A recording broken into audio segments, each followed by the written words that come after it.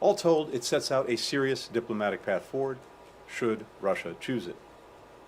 The document we've delivered includes concerns of the United States and our allies and partners about Russia's actions that undermine security, a principled and pragmatic evaluation of the concerns that Russia has raised, and our own proposals for areas where we may be able to find common ground. We make clear that there are core principles that we are committed to uphold and defend, including Ukraine's sovereignty and territorial integrity, and the right of states to choose their own security arrangements and alliances. We've addressed the possibility of reciprocal transparency measures regarding force posture in Ukraine, as well as measures to increase confidence regarding military exercises and maneuvers in Europe. And we address other areas where we see potential for progress, including arms control related to missiles in Europe, our interest in a follow-on agreement to the New START treaty that covers all nuclear weapons, and ways to increase transparency and stability. We put these ideas forward because they have the potential, if negotiated in good faith, to enhance our security and that of our allies and partners, while also addressing Russia's stated concerns through reciprocal commitments. Our response to Russia reflects what I said in Kyiv, Berlin, and Geneva last week. We're open to dialogue. We prefer diplomacy. And we're prepared to move forward where there is the possibility of communication and cooperation if Russia de-escalates its aggression toward Ukraine, stops the inflammatory rhetoric, and approaches discussions about the future of security in Europe communication in a spirit of reciprocity. Our responses were fully coordinated with Ukraine and our European allies and partners, with whom we've been consulting continuously for weeks. We sought their input and incorporated it into the final version delivered to Moscow. Additionally, NATO developed and will deliver to Moscow its own paper with ideas and concerns about collective security in Europe, and that paper fully reinforces ours and vice versa. There's no daylight among the United States and our allies and partners on these matters. We shared our response paper with Congress, and I'll be briefing congressional leaders on this later today and consulting with them on our approach. As you know, there's strong bipartisan interest and deep expertise on the Hill when it comes to Ukraine and Russia, and we very much appreciate having Congress as a partner as we move forward. We're not releasing the document publicly because we think that diplomacy has the best chance to succeed if we provide space for confidential talks. We hope and expect that Russia will have the same view and will take our proposal seriously. I expect to speak to Foreign Minister Lavrov in the coming days after Moscow has had a chance to read the paper and is ready to discuss next steps. There should be no doubt about our seriousness of purpose when it comes to diplomacy, and we're acting with equal focus and force to bolster Ukraine's defenses and prepare a swift, united response to further Russian aggression. 3 deliveries of U.S. defensive military assistance arrive in Kyiv this week, carrying additional Javelin missiles and other anti-armor systems, 283 tons of ammunition and non-lethal equipment essential to Ukraine's frontline defenders. More deliveries are expected in the days to come. We provided more defensive security assistance to Ukraine in the past year than in any previous year. Last week, I authorized U.S. allies, including Estonia, Latvia, and Lithuania, to provide U.S.-origin military equipment from their inventories for use by Ukraine. Also last week, we notified Congress of our intent to deliver to Ukraine the Mi-17 helicopters currently held in Defense Department inventories, 5 of them. Additionally, the Secretary of Defense announced on Monday that 8,500 U.S. service members currently stationed in Europe from there and the United States have been placed in heightened readiness to deploy, to ensure that we're able to support the NATO response force swiftly if it's activated by the North Atlantic Council to harden the Allies' eastern flank. Other NATO allies have also announced steps that they're prepared to take, and we expect more in the coming days. We've taken this step out of prudence. We hope those forces don't have to be activated for deployment, but if they are, we will be ready. We're also continuing to coordinate with our European allies and partners on severe economic sanctions to hold Moscow accountable for its actions. We've developed a high-impact, quick-action response that would inflict significant costs on the Russian economy and financial system. As part of our response, we're also prepared to impose export controls that will have a longer-term effect, denying Russia products that it needs to fulfill its strategic ambitions. On top of all of that, our allies and partners are also stepping up to provide assistance to Ukraine in various and mutually reinforcing ways. As we've done many times before, the alliance and individual allies are coming together to support our partners and to defend what should be inviolable principles that have helped provide unprecedented security, stability, and prosperity for decades in Europe and around the world. Finally, we're looking to support our allies and partners in dealing with the secondary negative consequences of Russia's destabilizing acts. For example, we know that Ukraine's economy and financial position is being affected by this crisis. And just as we're bolstering Ukraine's security, so too are we looking for how we can support its economy beyond the significant assistance we're already providing. Our European allies and partners are doing so as well. And that's another matter that I'll have an opportunity to discuss with Congress later this afternoon. As we're taking steps to ensure that the global energy supply isn't disrupted, that too is an important focus. Should Russia choose to weaponize its natural gas by cutting supply to Europe even more than it's already done? We're in discussions with governments and major producers around the world about surging their capacity. We're engaged in detailed conversations with our allies and partners about coordinating our response, including how best to deploy their existing energy stockpiles. All this effort is aimed at mitigating price shocks and ensuring that people in the United States, Europe, and around the world have the energy they need, no matter what Russia decides to do. All told, our actions over the past week have sharpened the choice facing Russia now. We've laid out a diplomatic path. We've lined up steep consequences should Russia choose further aggression. We've stepped forward with more support for Ukraine's security and economy. And we and our allies and partners are united across the board. Now, we'll continue to press forward and prepare. It remains up to Russia to decide how to respond. We're ready either way. One final note before I take some questions.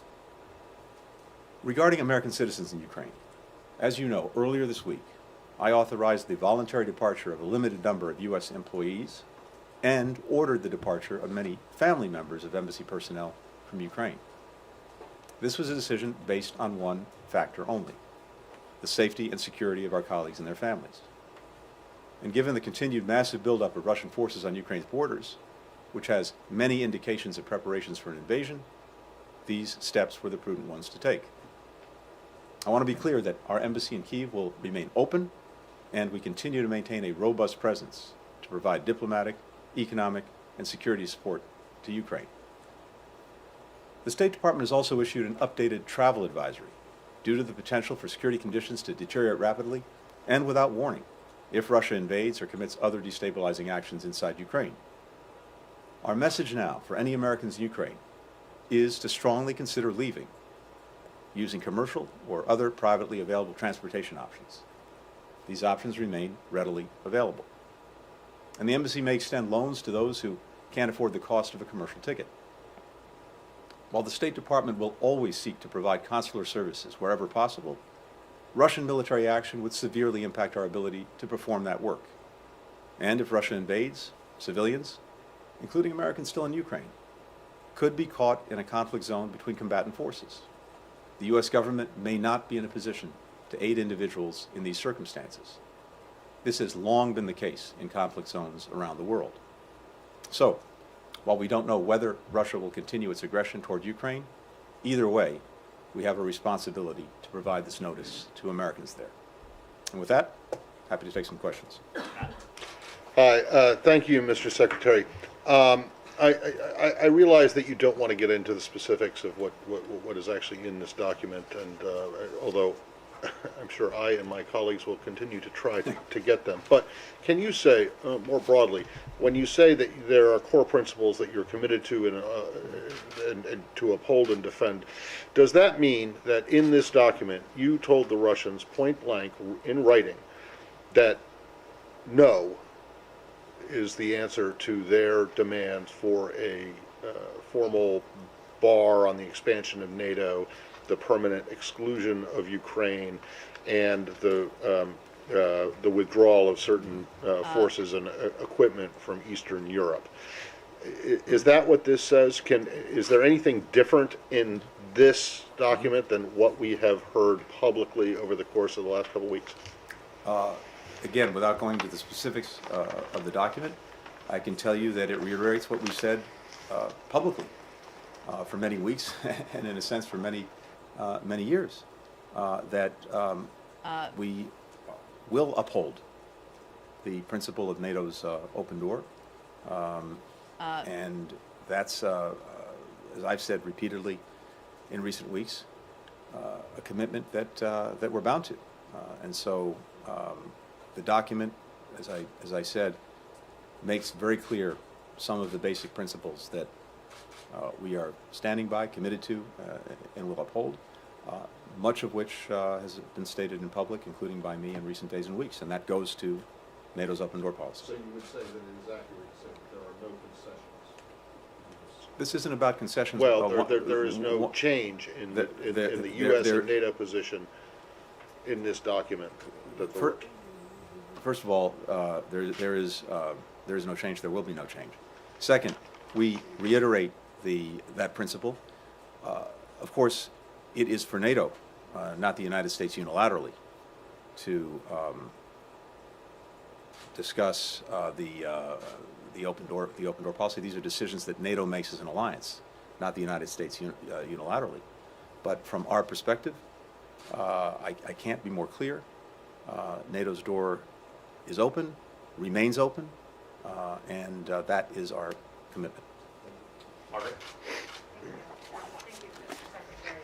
Do you have any reason to believe then that the document that was submitted will in any way lessen the chance of Russian action, or was this just to show you tried? Margaret, what we do in this document, besides laying out our core principles, besides sharing our concerns of allies and partners about things that Russia is doing that we believe undermine security and stability, we also do lay out areas where we believe that together we could actually advance security for everyone, including for Russia, based on some of its stated concerns, as well, of course, as for us and for our allies and partners. And so there are a number of areas, again, based on what Russia has said, that I think would make a difference if done on a reciprocal basis and approached in good faith. So, for example, as we've said, the placement of offensive missile systems in Ukraine, military exercises and maneuvers in Europe, potential arms control measures, greater transparency, various measures to reduce risks. Who's worse with the us? Press 1 if it's Jen Psaki, and press 2 if this guy's worse. And advance collective security. So I think there is there are important things to work with if Russia is serious about working with them, and that is up to President Putin. We'll see how they respond. But there's no doubt in my mind that if Russia were to approach this seriously and in a spirit of reciprocity, with the determination to enhance collective security for all of us, there are very positive things in this document that should be pursued. We can't make that decision for President Putin. Only he can make it.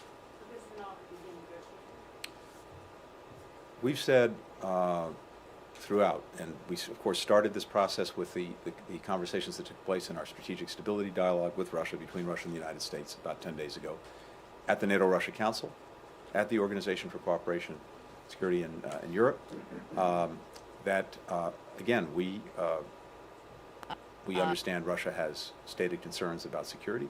We have our own very clear concerns about security and the actions that Russia is taking that undermine it, and we are prepared to discuss and, if appropriate, eventually negotiate steps to enhance everyone's security. And I've laid out some of the areas where we think we could do that. But right now, this is about the areas and ideas that we could pursue, and we'll see how Russia responds. Secretary, have you considered the Russians just buying time till they're in a place to invade Ukraine, making you jump through hoops like hand-delivering written responses to questions that you've answered time and time again?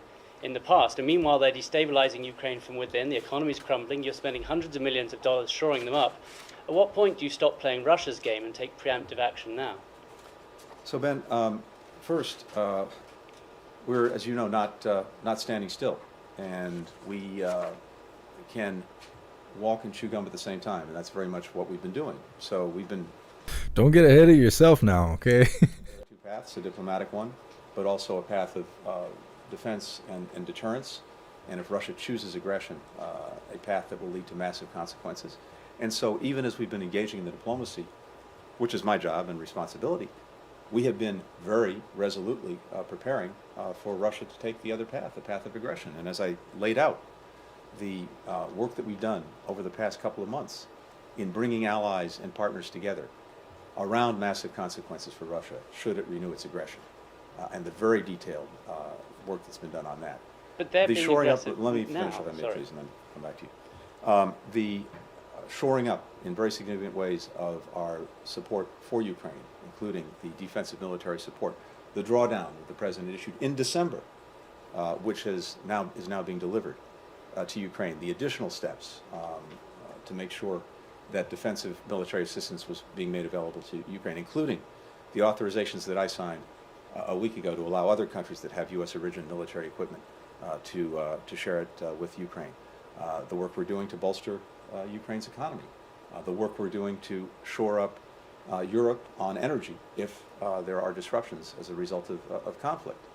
And, of course, the orders that the President gave, the Secretary of Defense gave earlier this week to make sure that we are fully prepared on a moment's notice to reinforce NATO's eastern flank in the event of renewed Russian aggression. All of those things have been happening very deliberately and effectively over the last many weeks. So these two paths and the approach that we've taken, these are mutually reinforcing. The work that we're doing on defense, on deterrence, bringing allies and partners together, I think reinforces our diplomacy. And at the same time, it's very important that we pursue the diplomacy, whether or not, you may well be right, that Russia's not serious about this at all. But we have an obligation to test that proposition, to pursue the diplomatic path, to leave no diplomatic stone unturned, because for sure, it's far preferable to resolve these differences peacefully, consistent with our principles, than it would be to have renewed aggression, renewed conflict, and everything that will follow from that. But the point is, we're prepared either way. Don't get brazen with me. I just want to ask you a little bit about the unified approach with Europe. What do you make of Germany's stance, for example? They ruled out sending lethal weapons to Ukraine. They prevented Estonia from delivering arms. And today, there was news out that they're sending helmets to Ukraine. A delivery Kyiv mayor said was a joke.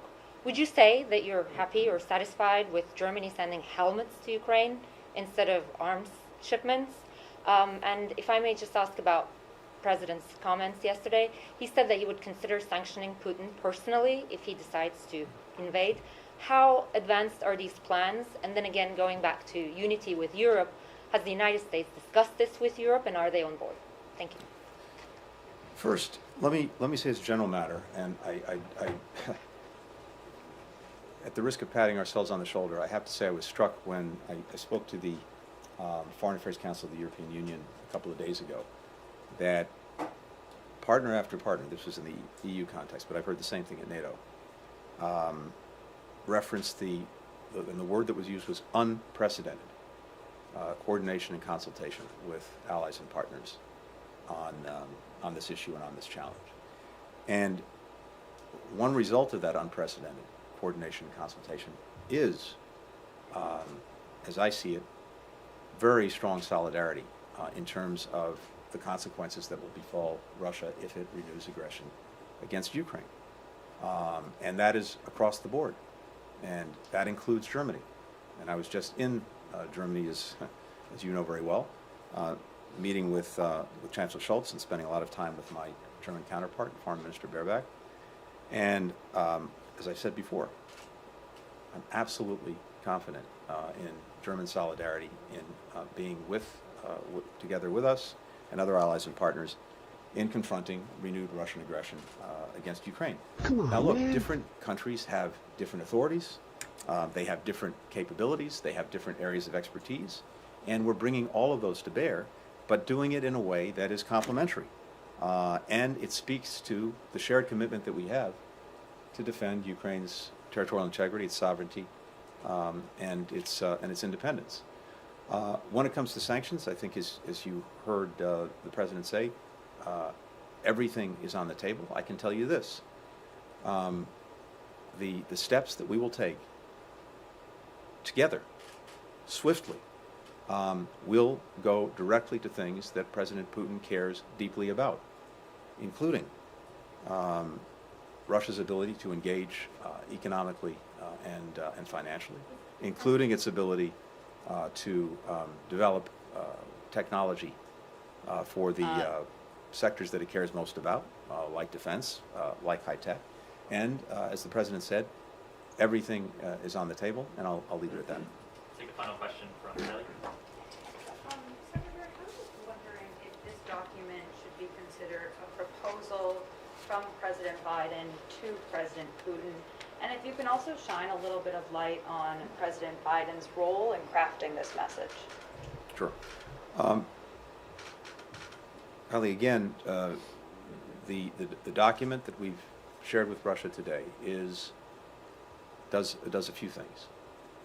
First and foremost, it states very clearly the principles that we're committed to and that we will defend one way or the other. Second, it lays out our own concerns and allied concerns about actions that Russia has taken, is taking, not just with regard to Ukraine, but more broadly in the European theater, that we believe undermine security. Third, it addresses concerns that Russia raised in the document that it provided to us a couple of weeks ago. And finally, it suggests areas where, based on reciprocity, we believe we could advance our collective security, again, in ways that address our concerns and in ways that address some of Russia's concerns. That's what this does. It's not a formal negotiating document. It's not explicit proposals. It lays out the areas and some ideas of how we can together, if they're serious, advance collective security. President Biden was intimately involved in this document. We've reviewed it with him repeatedly over the last weeks, just as we were getting, as you know, comment, input, ideas from allies and partners. It was vital that we work on this document, even though it goes to bilateral matters, and what NATO is providing presumably goes to the some broader issues that involve NATO and Russia. But allies and partners were intimately involved as well, and we took on board many of the comments they've made and integrated them into the document. But the President has been deeply involved in this from the get-go, reviewing various drafts of the proposal, making his own edits, and of course blessing the final document that was delivered to Russia today. Thank you. Given that, Biden himself, U.S. Biden administration officials have said an invasion is potentially imminent, the stakes are incredibly high here, and you guys have also said that Putin is the decision maker. So why not address this directly to him, given the situation you're facing right now? I'm not sure what you mean by address it directly to him. This is a document that was prepared on behalf of the United States by its government, being delivered to Russia and to its government, upon which President Putin presides. I have no doubt that our Russian counterparts and my counterpart, Foreign Minister Lavrov, will share the document with President Putin, and putting things in perhaps everyone else. You may be right. And of course, these are also complex issues, and putting things in writing is also a good way, as we do all the time across the board, is a good way to make sure we're as precise as possible. And the Russians understand our positions our ideas as clearly as possible. Right now, the document is with them, and the ball is in their court. We'll see what we do, as I've said repeatedly, whether they choose the path of diplomacy and dialogue, whether they decide to renew aggression against Ukraine, we're prepared either way. Thank you. Thanks, everyone. Yeah.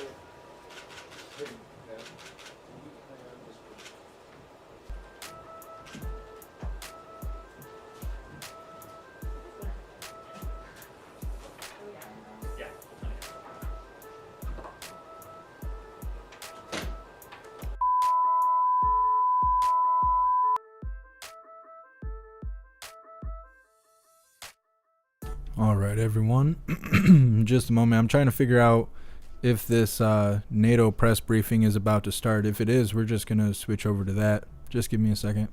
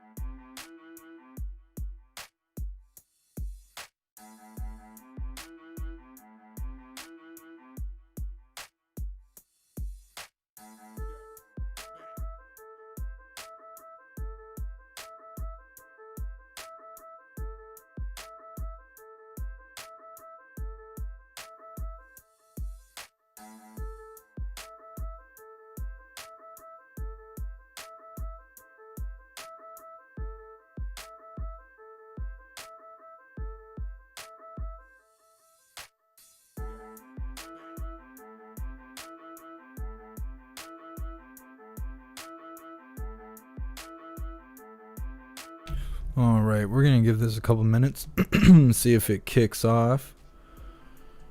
Maybe we'll come up with another poll. Make sure you guys take a second to hit that like button, share this out, subscribe if you haven't already subscribed, or follow on whatever platform you're currently watching right now. Appreciate y'all being here and hanging out with me. At 2 o'clock, we got the press briefing with Psaki, so we're really just filling time until then. Then I don't know what's going to happen after that. It's a free-for-all after that. We're winging it. We're chicken winging it.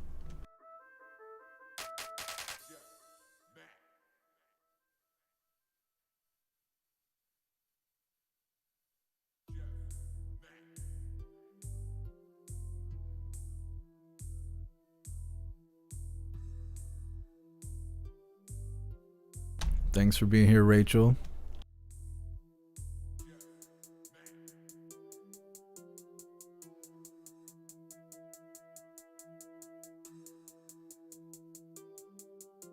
Russell, I don't think Corinne's live right now. I know you guys love Corinne.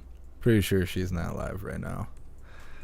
Big shout out to Rick Callie for continuing the membership program for 3 months.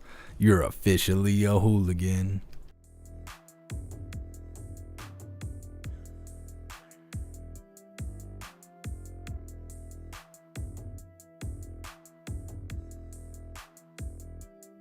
What's up, cool guy? Thanks for being here. What's up, King of Dorks?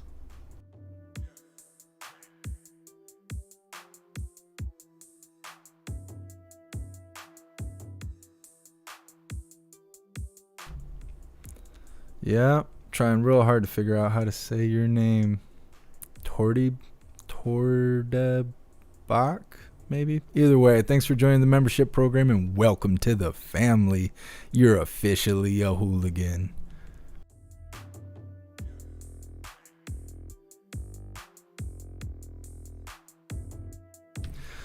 I know, son.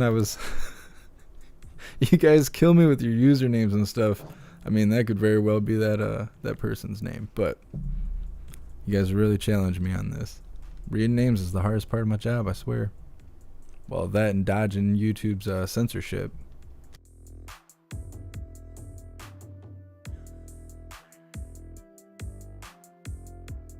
What's up, Jesse?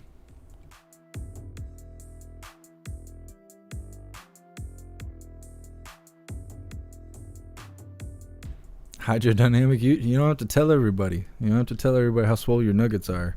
You chill out over there.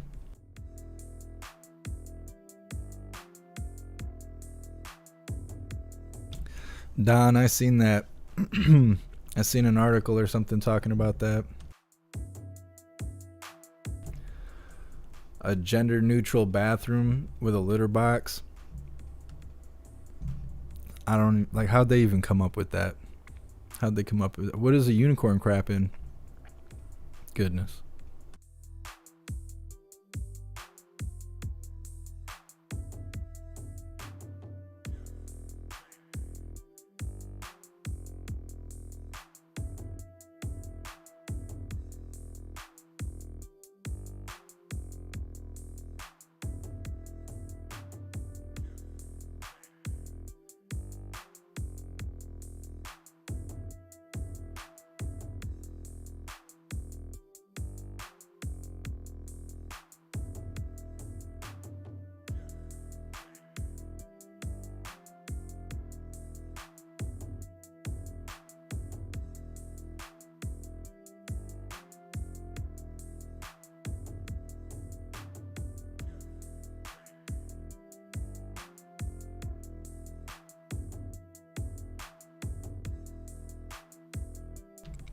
Chris, I'll check it out. I didn't know Biden was speaking today. I have the White House schedule pulled up and it doesn't have him on it.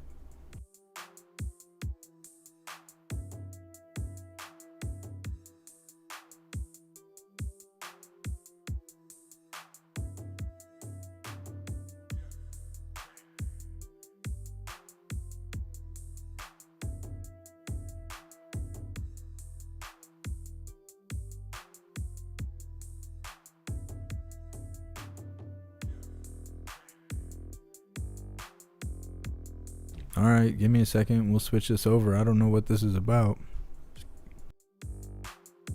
150 as part of Ford's $11 billion investment in electric vehicles that's going to create 11,000 new jobs.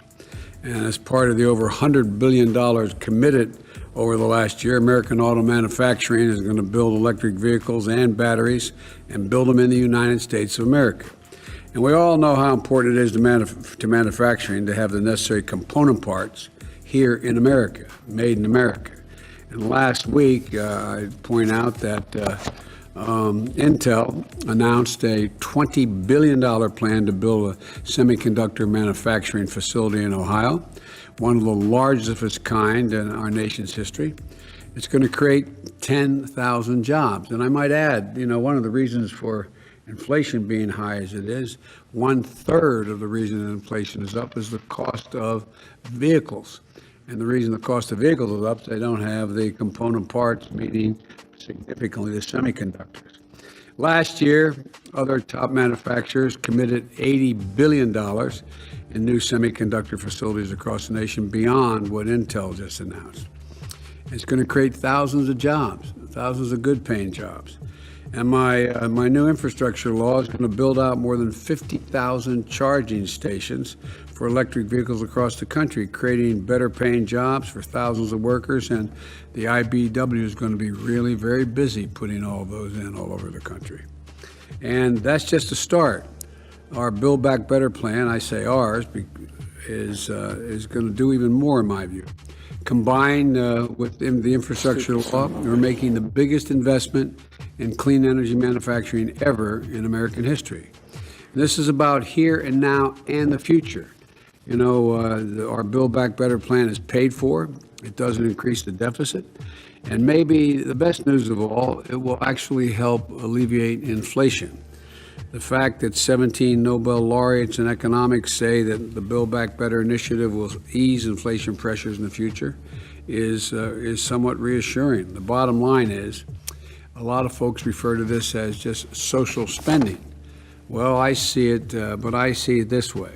The Build Back Better plan lowers prices for families and gets people working. It creates the best educated workforce, and hopefully in the world, and ensures that it remain the most dynamic and productive economy in the world. It's good for families, it's good for the economy, and it's good for the country. And so I'm grateful for the support of the CEOs that are here. I know they're somewhat busy, to say the least, and they represent a broad spectrum of the economy and employ workers across the country, from senior executives to high-skill entry-level workers. And so I look forward to the input today that we're going to be having here and their expertise. And now let's get started with this meeting.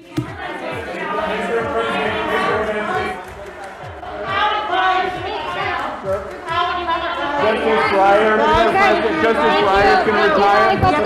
Thank you, thank you, thank you. Let's go. Thank you. Your thoughts on Justice Breyer's retirement? Thank you. Let's go. Thank you, guys. Let's go. Let's go. Thank you. Guys, we're continuing the meeting, please. Thanks so much. Every justice has the right and opportunity to decide what he or she is going to do and announce it on their own.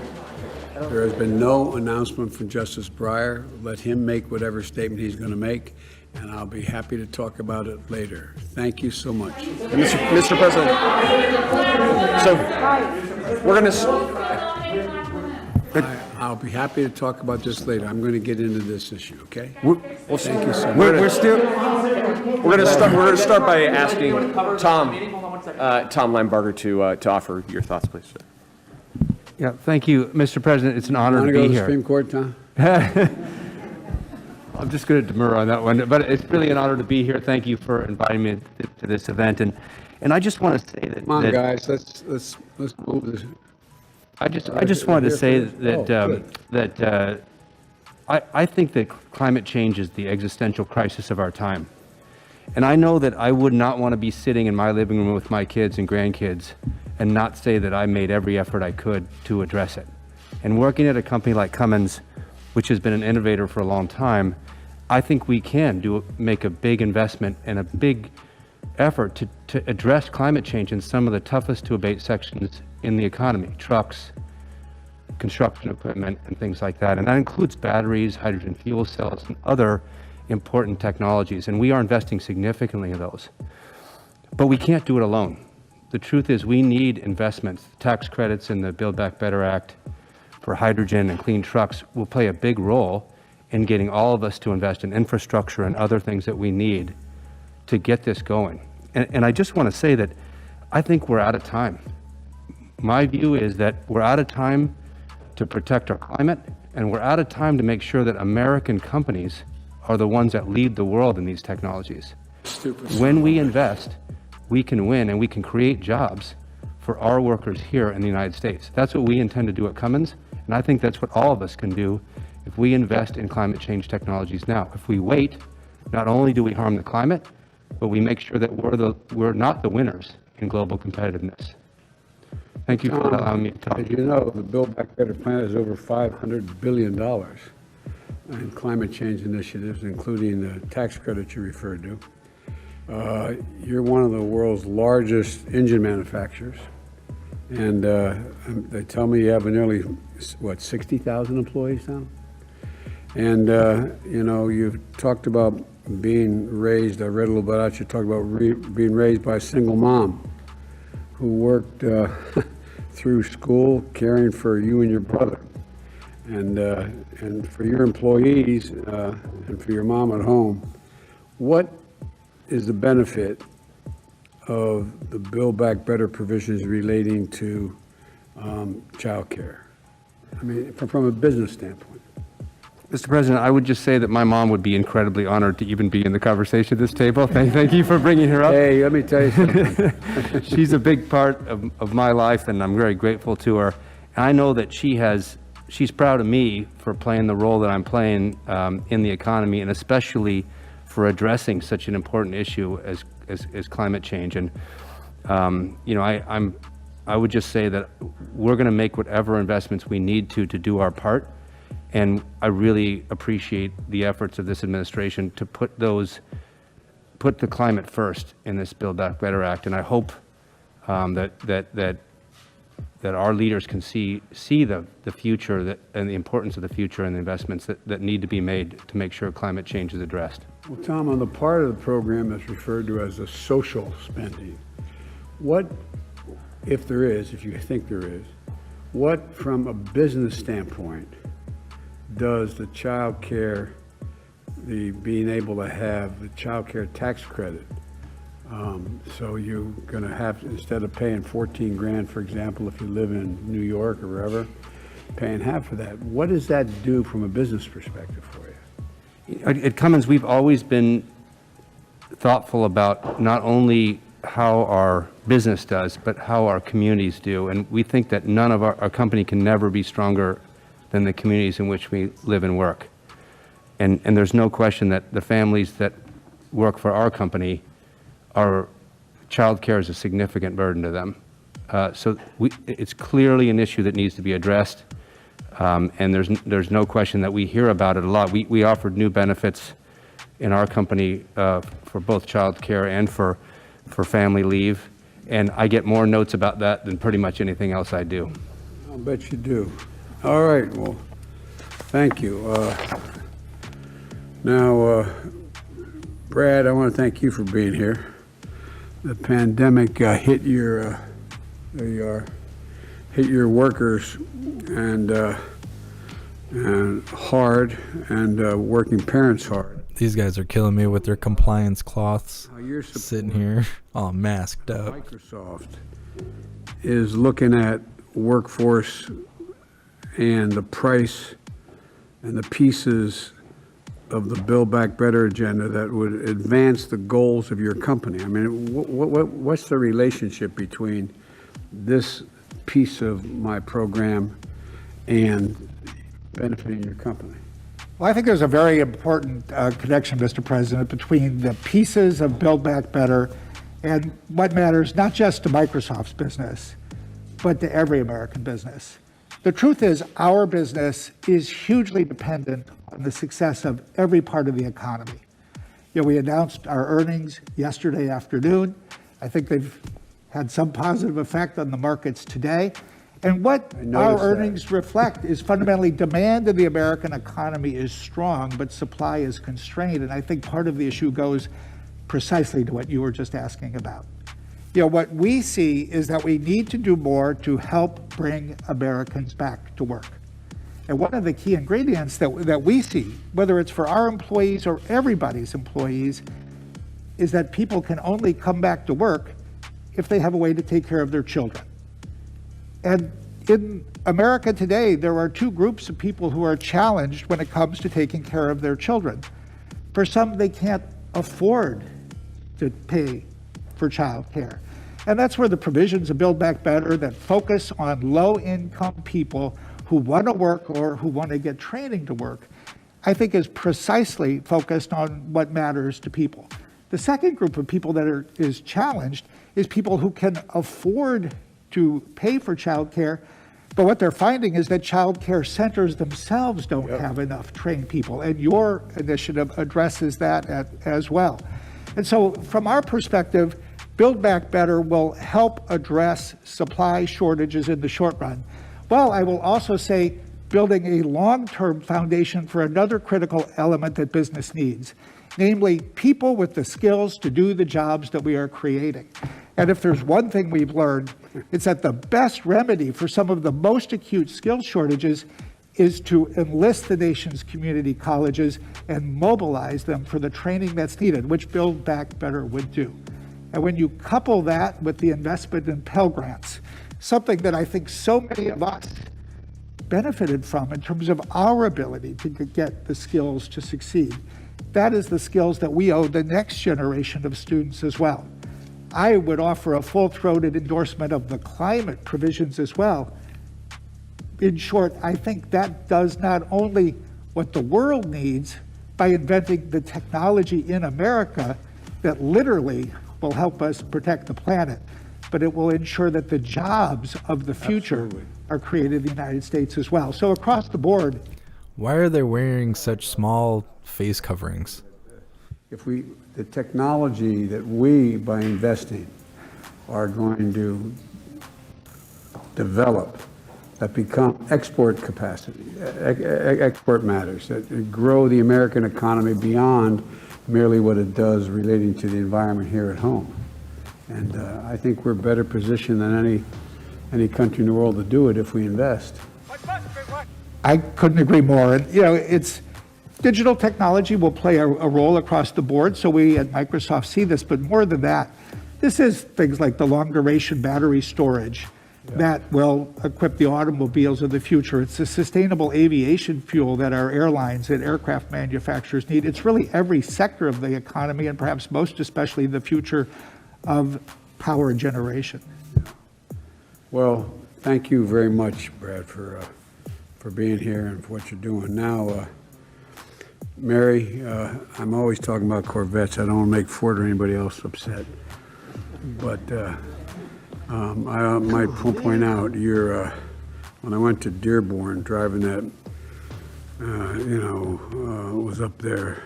I don't know, man. I think the press thought I was crazy. I enjoyed it so much going up and your new EV factory and that Hummer. Before I talked about Dearborn and the F-150, but that Hummer, my Lord, you guys, have you seen this vehicle? It weighs 3 times what my Corvette weighs. When it was brand new, the Corvette was 0 to 60 in 5.2 seconds. This is about 4.1. Actually, models up to 0 to 3 seconds. Oh. 0 to 60 in 3 seconds, yeah. Okay, I'm looking for a job, Mary. But anyway, all kidding aside, I'd like to, what can you tell me about what the investments will make in this legislation would mean to your business and your business moving forward? Absolutely. Well, first of all, again, it is an honor to be here today and be able to speak about climate change and our aligned goals as it relates to converting to an all-electric future. And General Motors is committed to invest more than $35 billion to support electric vehicles and autonomous vehicles by 2025. Just yesterday, as you mentioned, we made an announcement to put $7 billion more into the state of Michigan for affecting 4 facilities, converting 1 plant to electric truck manufacturing, as well as 2 additional factories and then a battery plant.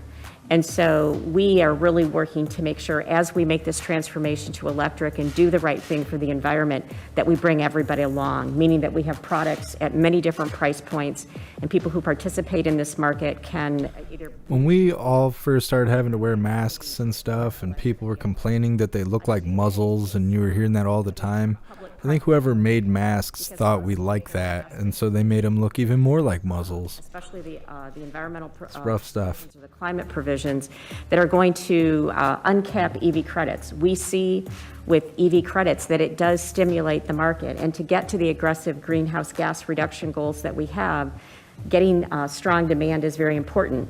Already, very appreciative of what is in the infrastructure bill to build out the EV charging, because that's another important part as well. But then there's provisions for advanced manufacturing and battery and component manufacturing. And it's vital that we have that in the United States to not only secure our future, but to have economic growth and to provide good paying jobs. So there are many provisions that are very important. Thank you so much, OCC and Alan, for your donations and support. I appreciate you guys. Thank you so much for being here. Congress, not only for the EV tax credit and the advanced manufacturing credits, but also the CHIPS Act. The funding for the CHIPS Act, it really is a national imperative. Without having the capability to have, and we've all lived through it over the last year and continues into this year, without having the ability to have that supply chain in this country as well, that is going to hurt our ability to lead, whether it is in electric vehicles, autonomous vehicles, and these are key technologies for the future, and it truly is a global race.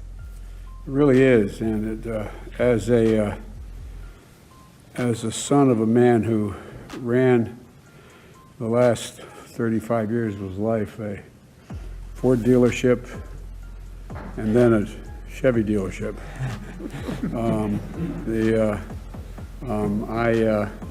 you're going to make a lot of difference in people being able to make a living again. I mean, it really, really, really does matter. I mean, it's consequential, and at any rate, but I thank you for being here and what you have to say. Now, So, yeah, Brian? Yeah, Mr. President, with your permission, we're going to shift to the next section. We're going to ask the press to leave, and we're going to focus on going down into some of the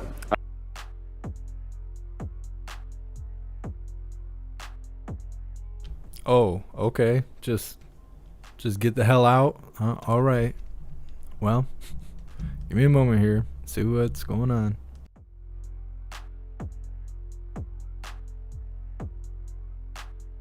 What a weird day.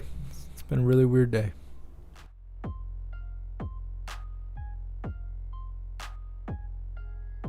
I have invited allies and Russia to Well, NATO's on. We're going to watch that. all of these issues. Make sure you guys take a second to hit that like button. Make sure you subscribe or follow on whatever platform you're currently watching right now, and share this out. As soon as possible. In all our efforts, we will continue to coordinate closely with Ukraine, as well as with other NATO partners, including Finland, Sweden, Georgia, and of course the European Union. NATO is a defensive alliance, and we do not seek confrontation. But we cannot and will not compromise on the principles on which the security of our alliance and security in Europe and North America rest. We remain fully committed to our founding treaty and our collective defense pledge enshrined in Article 5.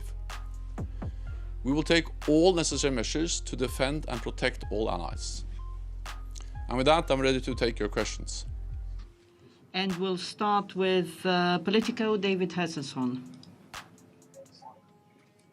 Thanks very much, Mr. Secretary General. I wonder if you can tell us if there are any plans for renewed talks, for further diplomatic talks, and what in the written responses do you think will provide the basis for a conversation, the kind of conversation you described going forward?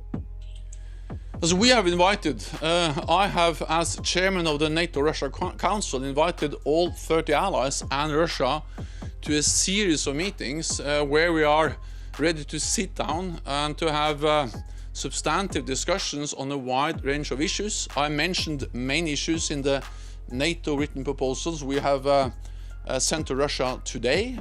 We are also ready to sit down and listen to the Russian concerns. And we also strongly believe that these issues represent topics where we both can benefit. Arms control, reducing the threats from nuclear weapons, from short-range and medium-range missiles, addressing the threats and reducing the threats from cyberspace, but also from space-based weapon systems, more transparency on military activities. All of these issues represent in different ways areas where actually we can improve the security both for NATO allies and for Russia. So at the end of the day, this is about whether there's a will to engage in good faith and to try to sit down and find common ground. We'll now go to Natalia Drozdiak from Bloomberg. Hi, thanks so much for my question. I understand that NATO wants to keep an open door policy with Ukraine, but could it not, in either of these responses or in responses going forward to Russia, would NATO consider in writing saying that Ukraine is not on track for membership anytime soon? Depending on the wording, this wouldn't necessarily close the door to membership, but it would simply state the reality of the situation. What we have made clear is that we will not compromise on some core principles, and one of them is of course that every nation has the right to choose its own path.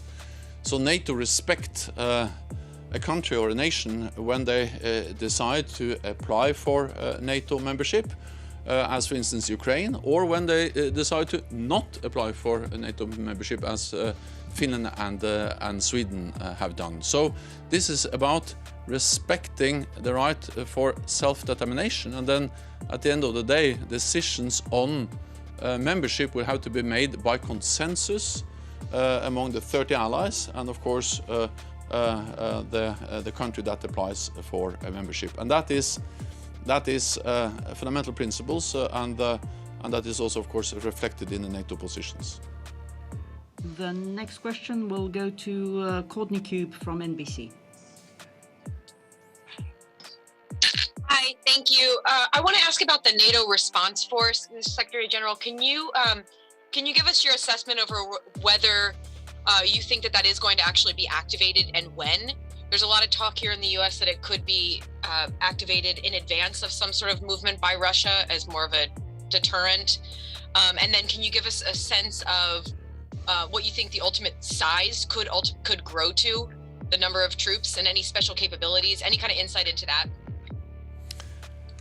So we are now reaching out to Russia once again to try to pursue a path of dialogue and to find a political solution. That's the reason why we sent them this evening the written proposals from 30 NATO allies covering a wide range of different issues.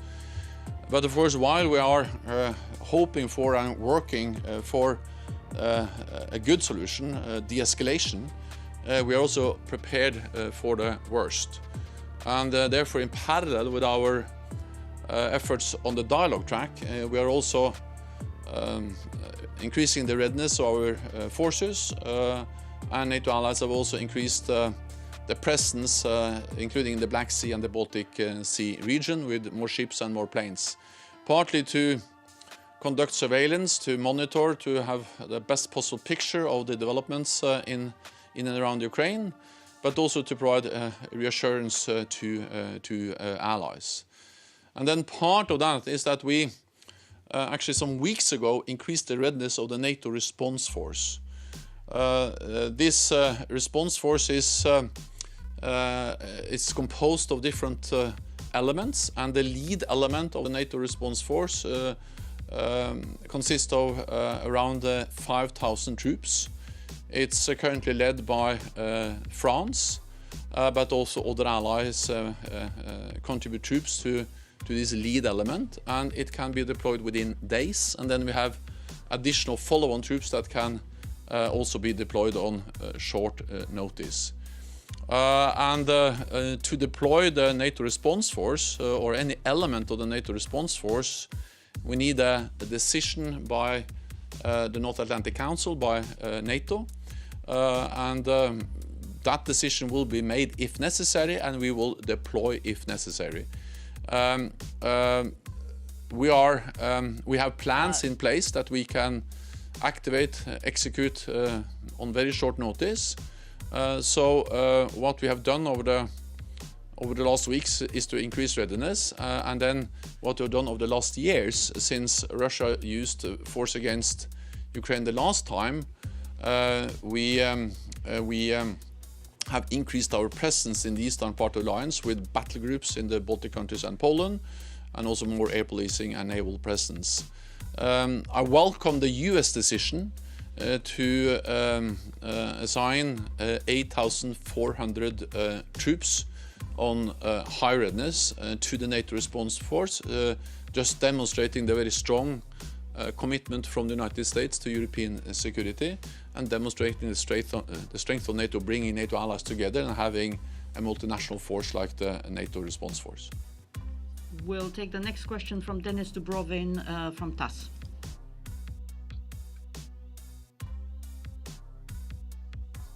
Thank you very much. Good evening. My question is about the possibility for Ukraine and Georgia to join NATO. As NATO has said that there will be no compromise on this.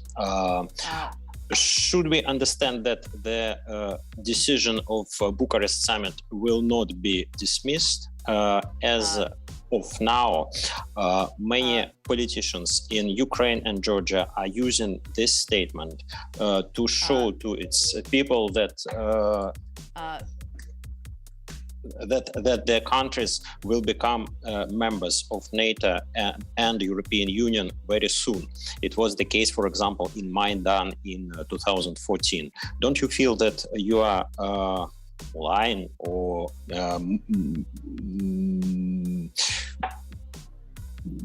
getting wrong signal to those countries? Thank you very much.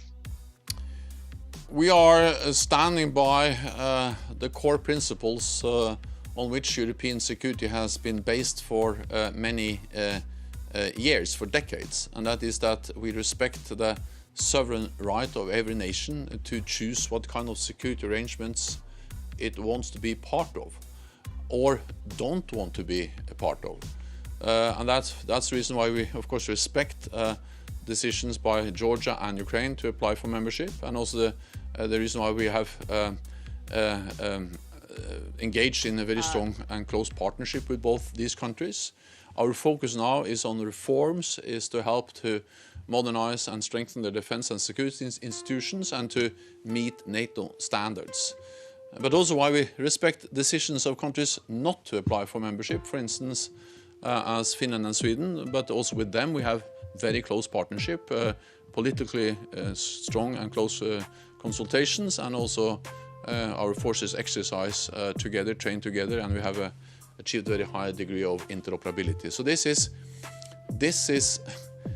is about respecting nations and their right to choose their own path, and that has not changed. That is actually a principle that also Russia has subscribed to many times, starting with the Helsinki Foreign Act in 1975, but also the Paris Accord in 1990 and many other documents where this principle has been clearly stated. We'll now go to Thomas Gutschke from Frankfurter Allgemeine Zeitung. Thanks a lot. Secretary General, my first question is there anything new in the answer that has been transmitted to Russia that did not come up when Russian officials were at NATO for the last NATO-Russia Council? And the second question, there clearly is a risk that Russia takes this written response as a pretext to attack Ukraine because its requests or have not been fulfilled, obviously. So why did you still decide to reply in written form? Thanks. We decided to reply in written form because we take it very seriously, the efforts to try to make progress in our political dialogue with Russia.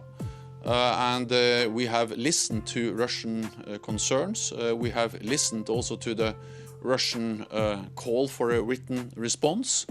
And I also think it's helpful not only to meet in the NATO-Russia Council as we did a couple of weeks ago, having an oral and open and frank discussion on many of these issues, but also actually to go one step further and to write down and agree among 30 allies proposals, ideas, topics where we believe it is possible to make progress, to find a way forward and to find areas where we can actually agree. And that's the reason why we have put all this into a written document. Of course, many of these positions and views were also reflected in the discussion we had in the NATO-Russia Council. But the fact that we now are submitting a written document provides us with the opportunity to be more specific, to go more into the detail and to be more concrete on everything from how to reduce the risks from missiles, short-range, medium-range missiles, reduce the risk of nuclear weapons, arms control, to transparency on military activities or cyber threats and how to reduce threats from, for instance, space-based weapons. We strongly believe that within these areas there is actually plenty of room also for Russia to see benefits and something that can be mutually reinforcing the security both for Russia and for NATO allies. And that's the reason we have conveyed the proposals, and that's the reason why we really hope that Russia will read through them, the proposals and the documents from NATO and from the United States, and then be ready to continue in further dialogue. Let me also add that there is no secret that we are far apart and that there are some serious differences between NATO and Russia. But at the same time, that makes it just even more important that we look into the proposals, listen in a reciprocal way to our concerns, and try to identify political solutions where we can agree to prevent a new armed conflict in Europe, which will of course be extremely serious and something we all have to try to prevent. Well, the next question will go to Greg Palkett from Fox News. Sorry. Thank you, Juana, and good evening, Secretary General. Thank you for allowing us to ask these questions. I've got to ask the question that I asked you 2 weeks ago, frankly. Are we closer to war with Russia now than we were 2 weeks ago, considering the developments of recent days? Tensions are increasing. Russia continues its military buildup, and we see also more troops not only in and around Ukraine, but also now in Belarus, where Russia is in the process of deploying thousands of combat troops, hundreds of aircraft, S-400 air defense systems, and a lot of other very advanced capabilities. And this takes place under the disguise of an exercise, but it integrates very much the Russian forces and the Belarusian forces. And these are highly capable combat-ready troops. And there is no transparency on these deployments. So, of course, this adds to our concerns. It adds to the tensions. And it shows that there is no de-escalation. On the contrary, it's actually more troops, more capabilities in more countries. But at the same time, that makes it just even more important to engage in a political effort to find a political solution. We'll now go to Beata Plomecka from Polish radio. Oh, no. Hello, Secretary General, Beata Plomecka, Polish Radio. On the more transparency on the military exercises, what do you mean by this? Do you envisage the reduction of military exercises? Because if you reduce exercises, then what do you need the forces for example? And the second thing is, do you have all allies on board? Because in recent days, we heard some doubts about, for example, the German solidarity. Thank you. All allies are on board, all allies have agreed, and this is a document that all allies have negotiated and agreed, and that we have now, that I have now on behalf of 30 allies sent to Russia. So all allies are behind these positions, these proposals, and all allies also support what I would call the dual-track approach, the deterrence and defense, combined with dialogue. It's not possible for me to go into the specifics of each and every proposal, but what I can say is that we have actually proven before that transparency on exercises can be very helpful. We have something called the Vienna document, which is agreed in the OSCE framework, and we strongly believe that we should invigorate that dialogue and that process, and to try to modernize the document to allow, for instance,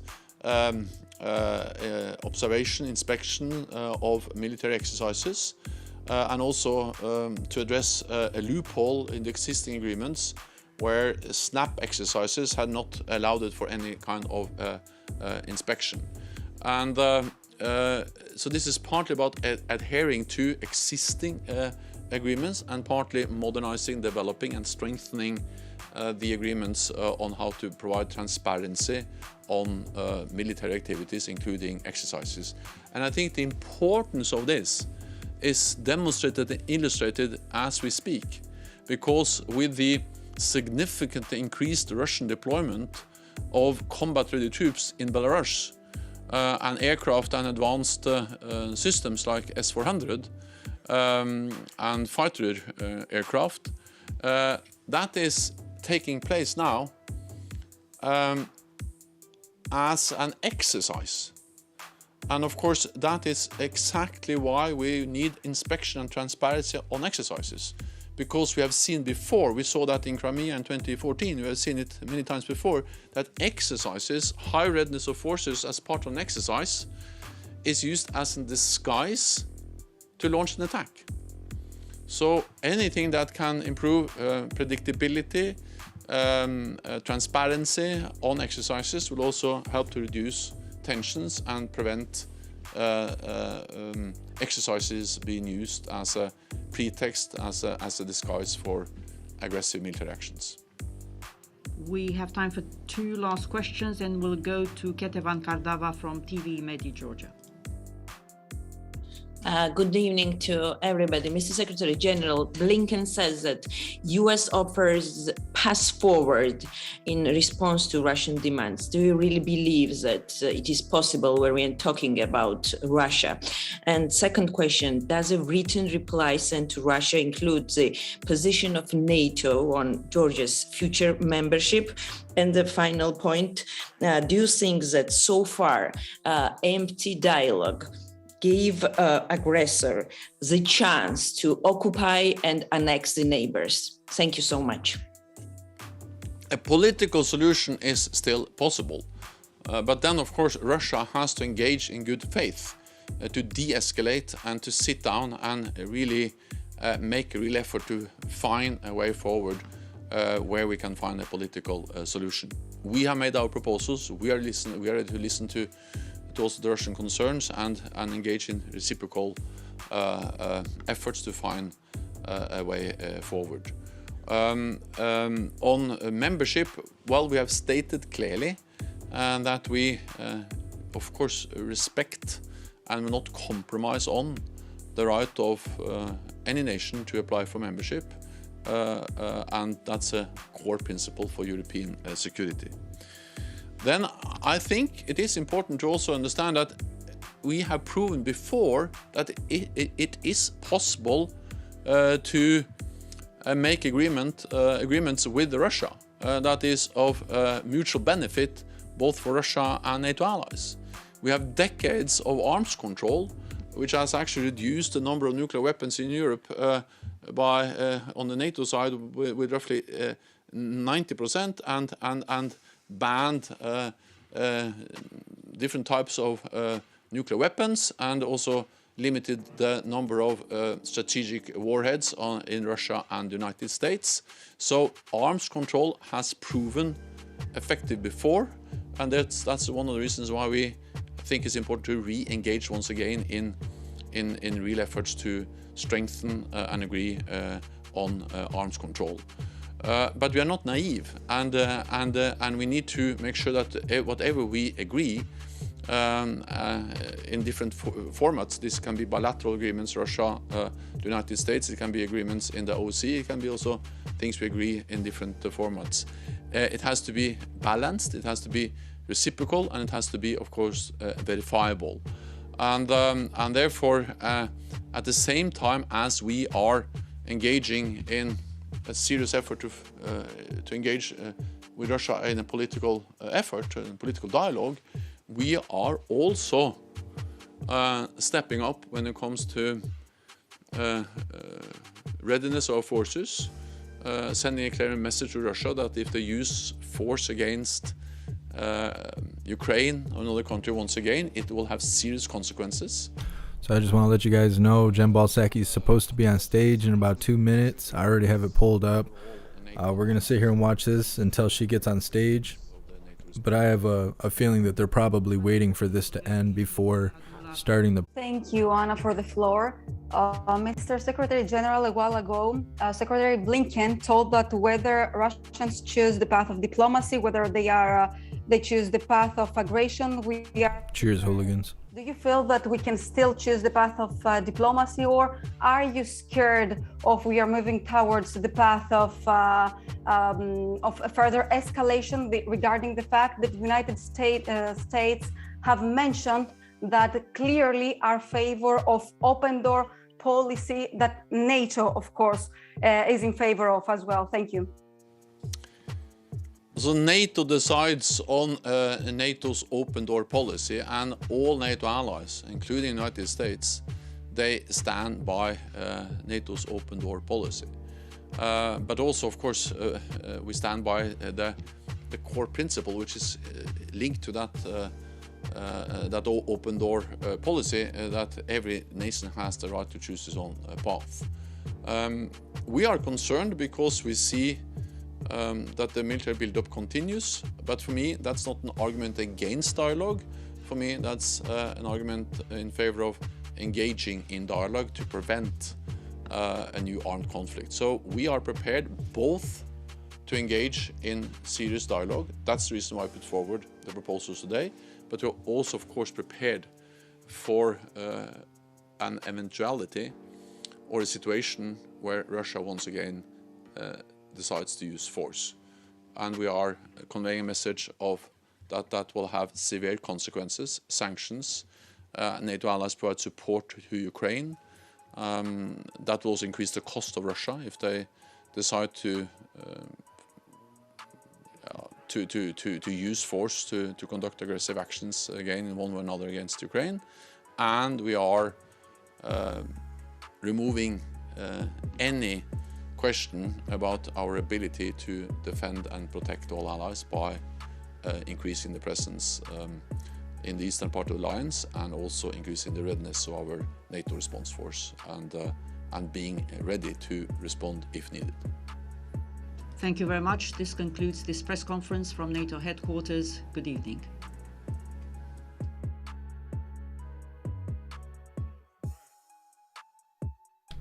All right, just give me a second. We're going to switch over to press briefing and wait for Psaki to get on stage.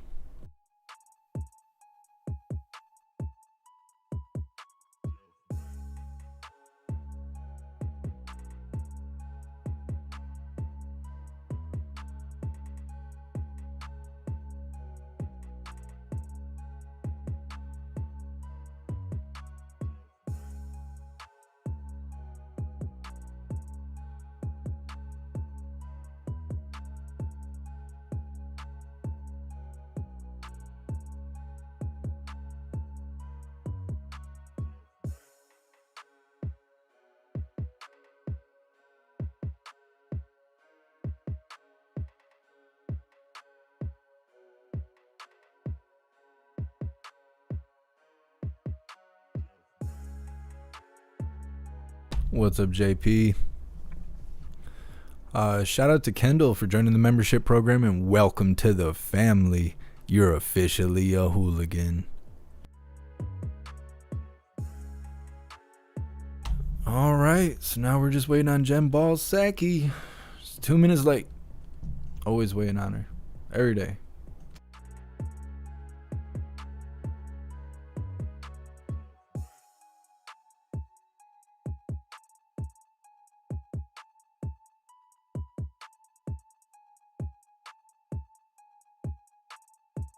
Actually, let me see where else I can find the press briefing, because other sources a lot of times will show the room and stuff before and after the briefing is over, which is how you get those hot mics and stuff. So give me a second.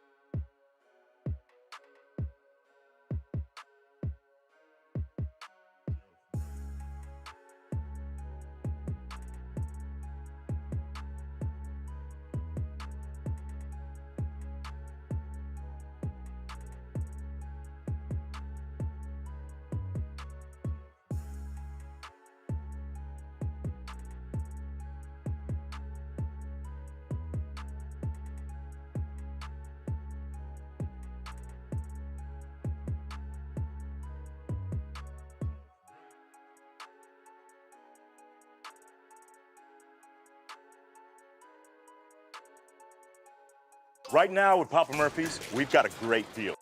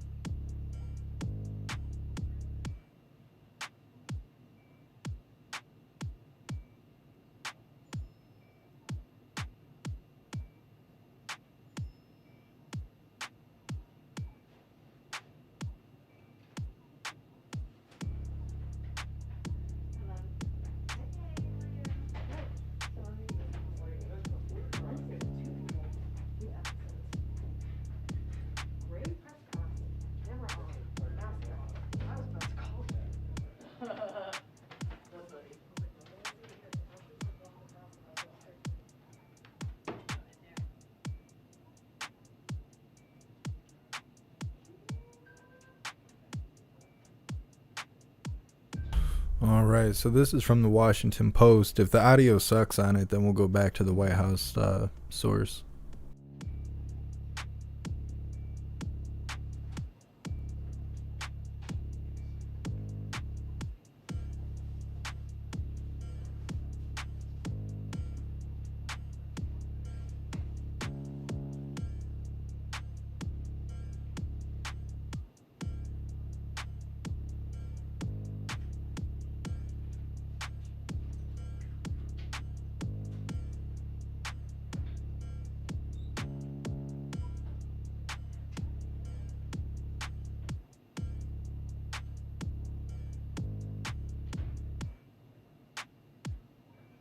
USA Topsoil.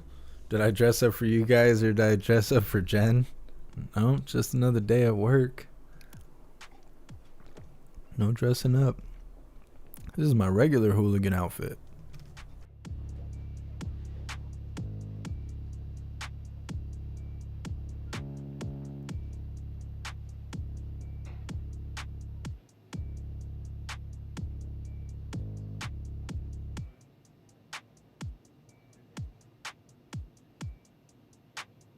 I wonder where all the press is right now. Normally if they're not in the room yet, it's because they just got done covering something else, but I don't think the White House had anything else going on unless they were outside of this area watching that NATO briefing, which it could be.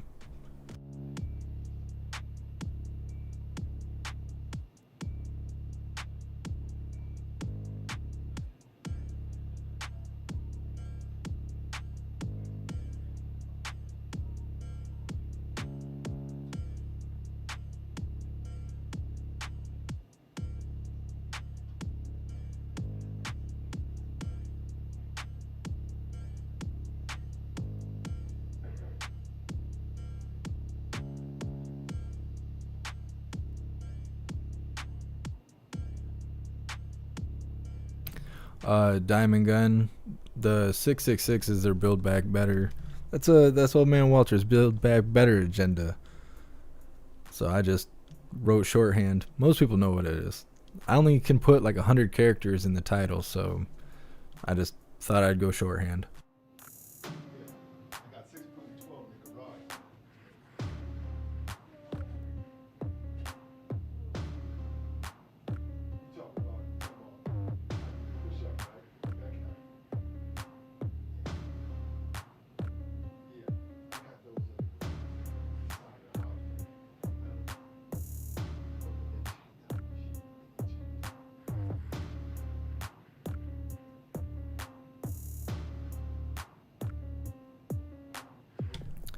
Let's get some ideas for a new poll.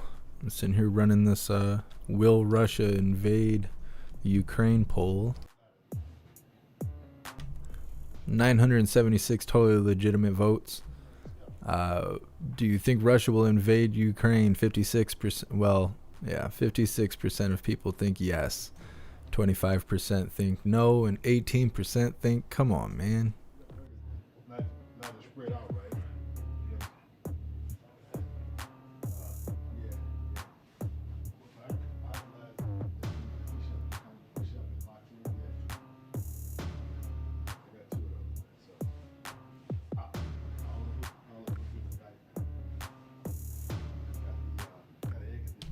Beastly, they chanted "Let's go Brandon" at the UFC event last Saturday. Yeah, as far as I know, that's still going strong.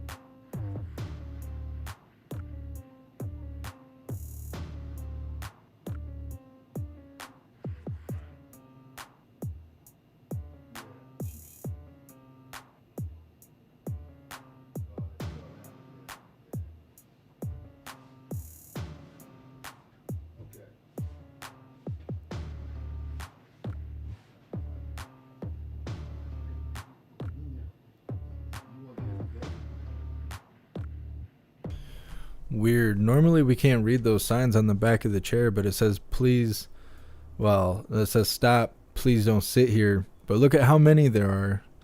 That's why the room's always empty. It's convenient. You don't want people asking all the wrong questions, so just make it so no one can sit in there. That solves the problem. Interesting.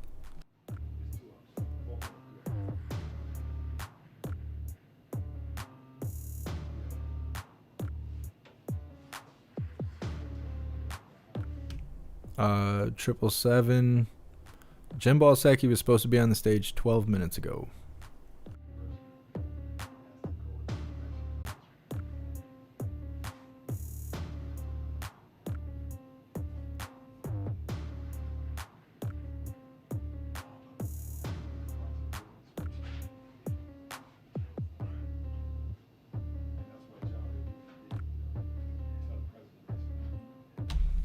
Trigger Crazy. Nah, Peter was at the press briefing yesterday. At the very end, they all talked about it. I guess Peter got a phone call from old man Walter telling him it was, don't take it personal, pal. I believe is what he said to him. I don't know. I guess it's an apology. He probably didn't even know who he was talking to, so at least he made the call.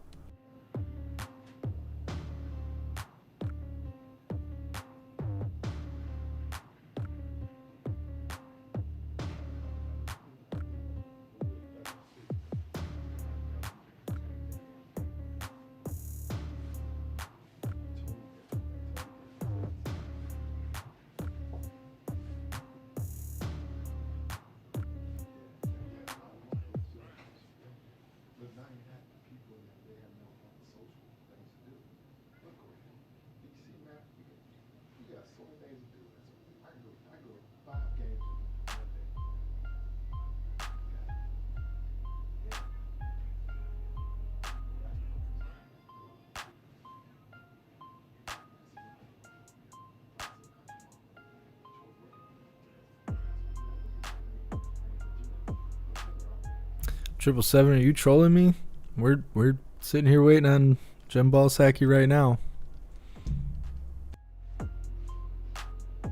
Hey, I appreciate you, Chase. Thank you for being here.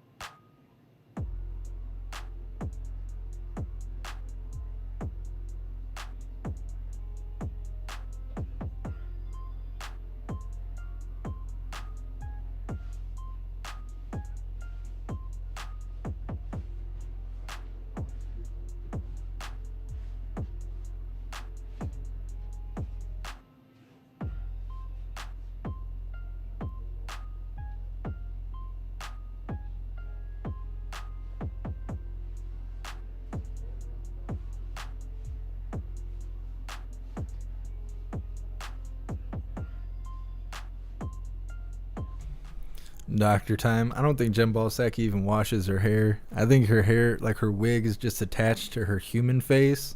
So when, they call the White House team, the 4 or 5, 6 people that it takes to stretch her human face onto her lizard face, I think the hair is just, however it was sitting in the box. That's what she said.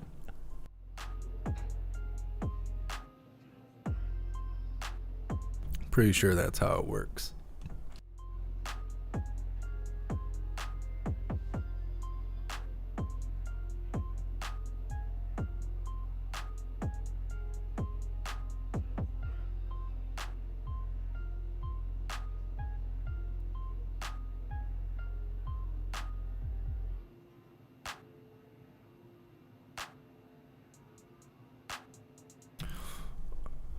No worries, 777. I will actually update the title over there. I always forget that I can do that.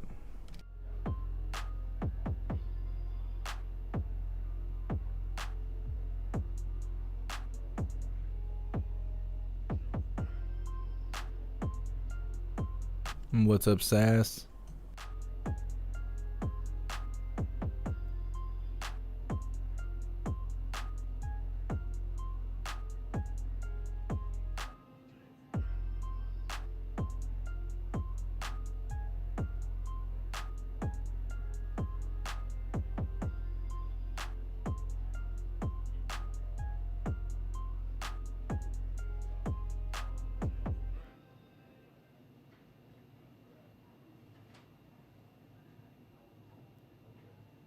Are they friend or foe?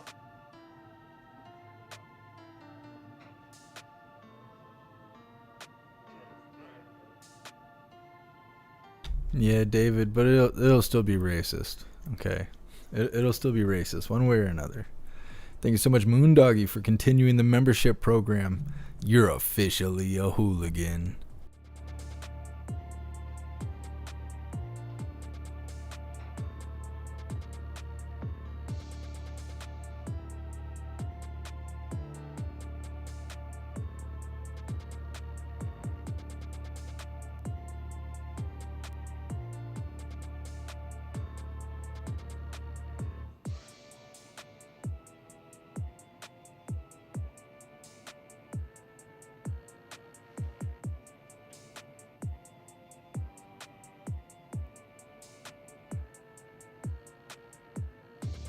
Yeah, Trigger Crazy, we know.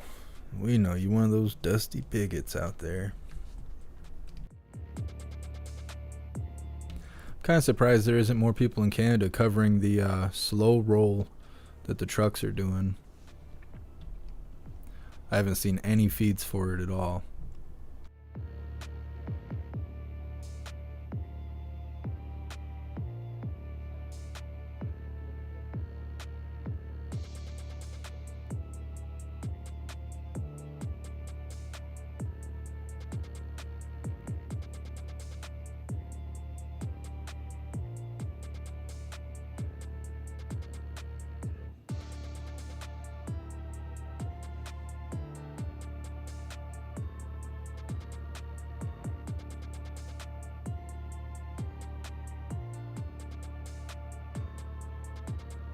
Yeah, Trigger Crazy, that's what I figured.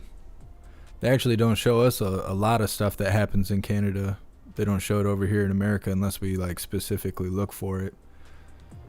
This is like doesn't even make the hot 100 for our news and stuff. They don't ever tell us anything about Canada.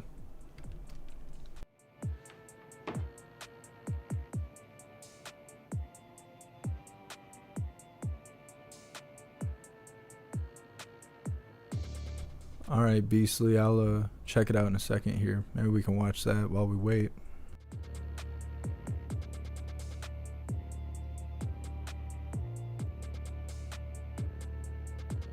What's up, Larry?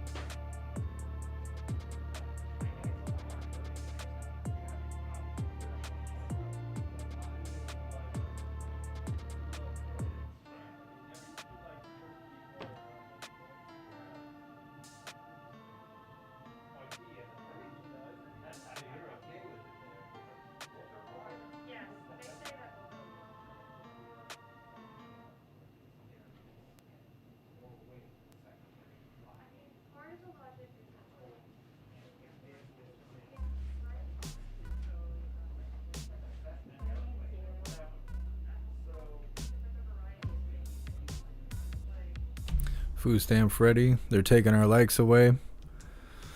YouTube will never stop. They will never stop from taking away subscribers, unsubscribing subscribers, unliking videos. YouTube will do all they can. So who is Jerome Powell? And do you guys want to watch it until Jim Psaki gets on stage?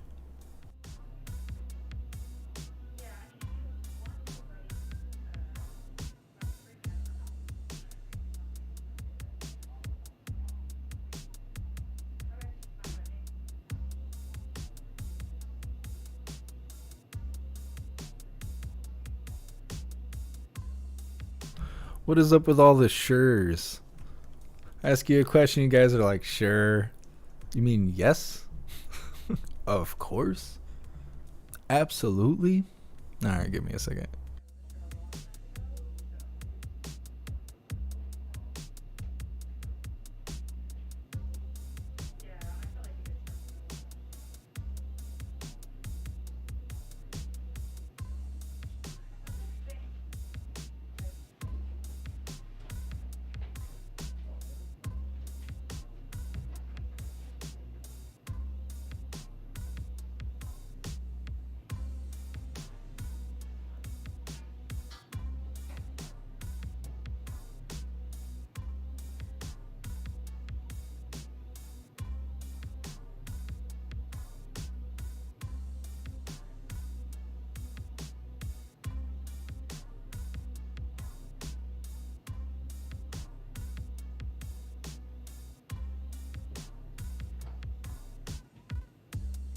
Holy crap, I don't know who this guy is, but there was a lot of people waiting for him to go live. There's like so many fake lives that have his name in the title, trying to ride the wave.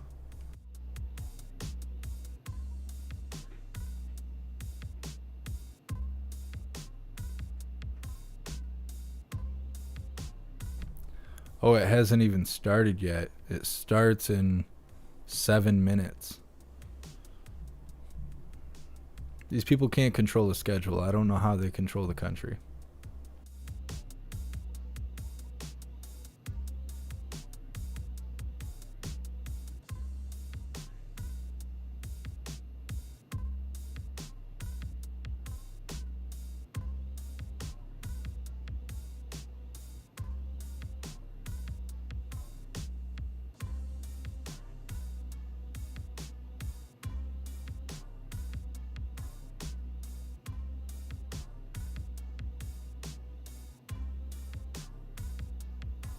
Thanks for letting me know who threw. I'll see if there's anything live. I keep seeing people streaming old footage from the stuff going on in Canada. You guys know I don't like doing that. I think it's low integrity. Show old stuff and people show up and they think it's happening right now. It's misleading. I don't like it. I don't like it.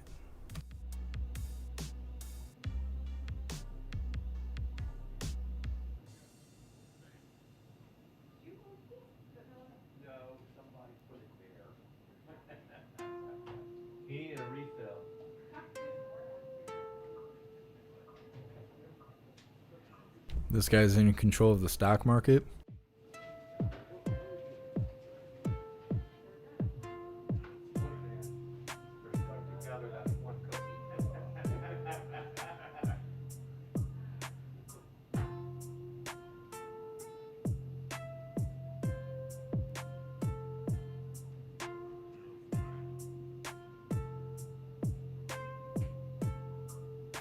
Comet Commando, it's just a Bud Light. I wish I could get an Oberon, but it's too late in the season for that.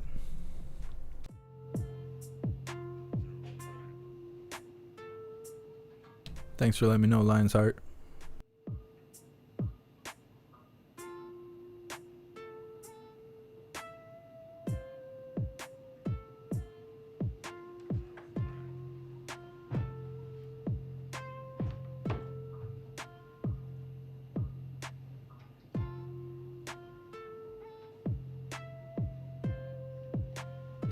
I still have the feed up from waiting on Jim Psaki, no press room or whatever this is, briefing room. Everybody who walks in there just looks like a zombie. Their body language and everything is like they're just dead inside. I'm surprised they have 2,000 people waiting to watch that stuff. Oh, it's Washington Post, not the White House. Never mind.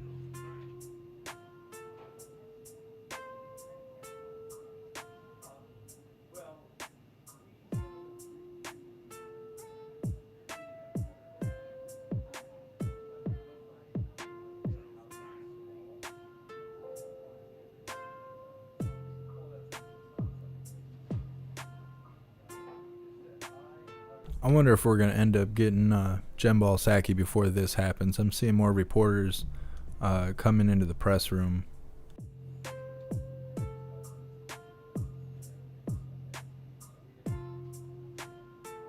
Rangerman. Is Corinne on somewhere? She has 7 channels. Are you a big fan? You guys love Corinne. You love Corinne. We'll have to get her on. She'll probably be live today. Run around either New York or DC, telling people what to do and spreading the word. Not sure what the word is, but she'll be spreading it. Positive.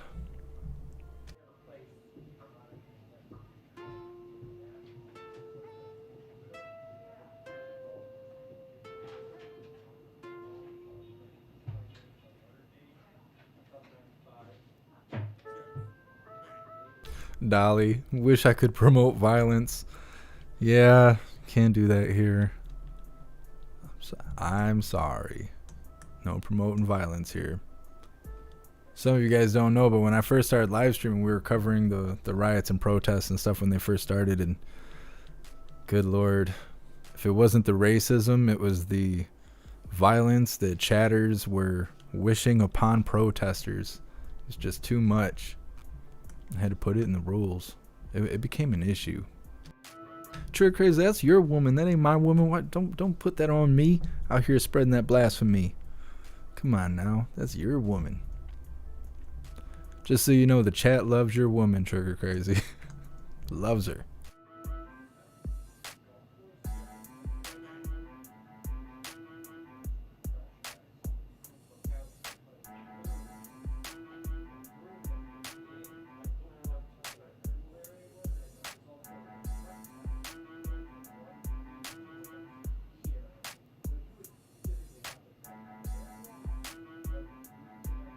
Yeah, we're gonna switch over to the press briefing. There's reporters in the very few chairs that you're allowed to sit in. God, it's so stupid now that I know what the signs say on the back of those seats. Just a moment.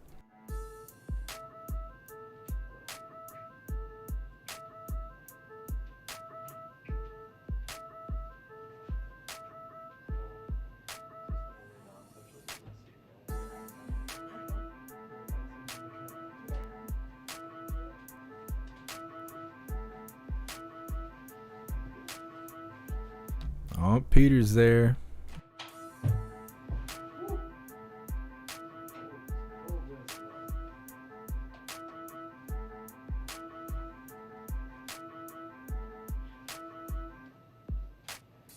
Stupid son of a bitch.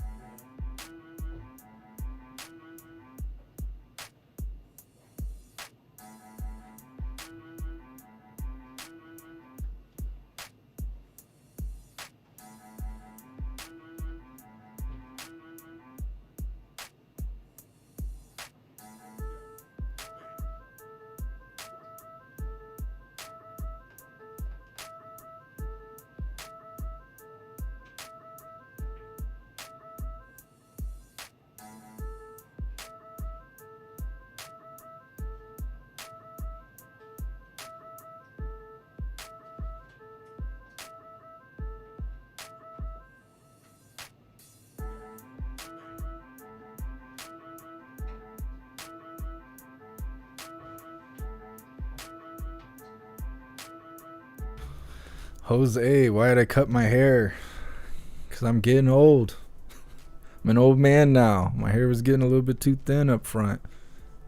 These dreadlocks are looking a little rough. I had to cut them off. Now I'm incognito.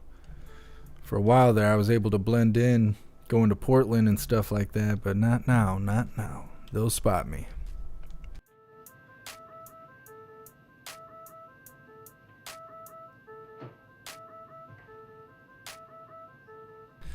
Oh, it's sure crazy. We're not having a conversation like that right here. I don't know what Harp's gonna do. Nothing good. That's all I know. It'll be nothing good.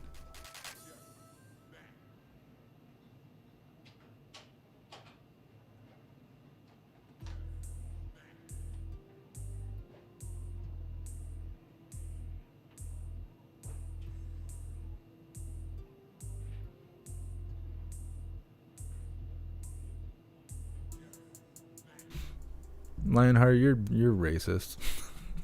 I don't know what you're talking about. You're sounding real racist there. No, I don't know what you're talking about, but there's your shout out.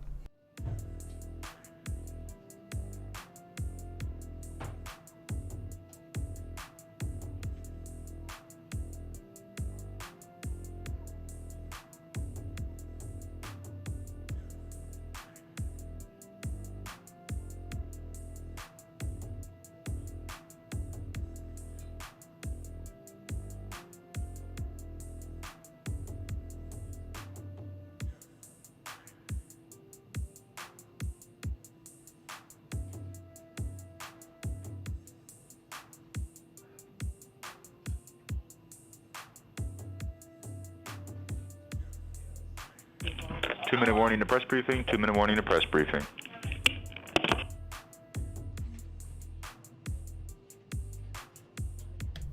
Will share there's a Zello channel that goes to the convoy to Ottawa. I will definitely check that. Actually, if you're a part of the Discord, you should definitely post that in the Discord.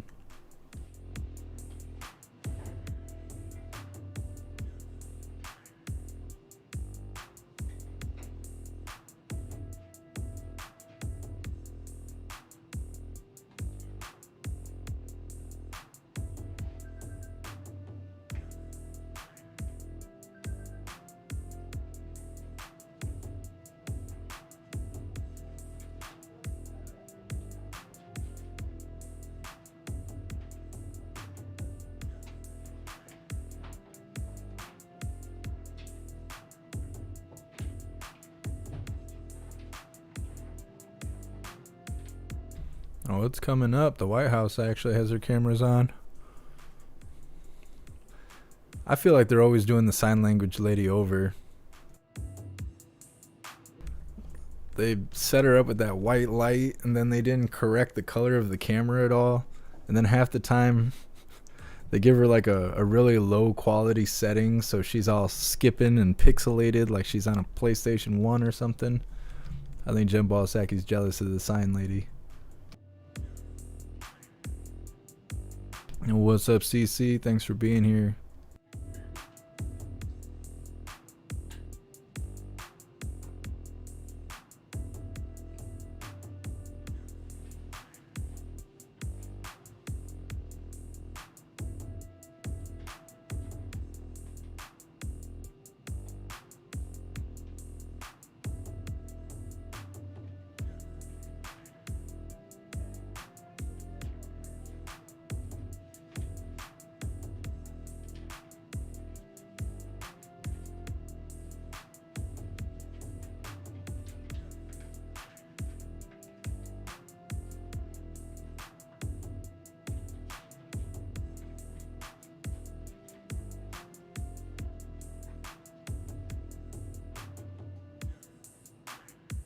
Well, I guess Jerome Powell is live now.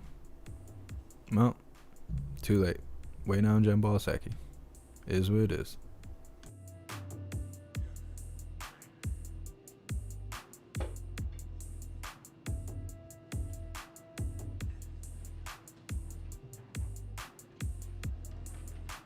Hi everyone. Good afternoon.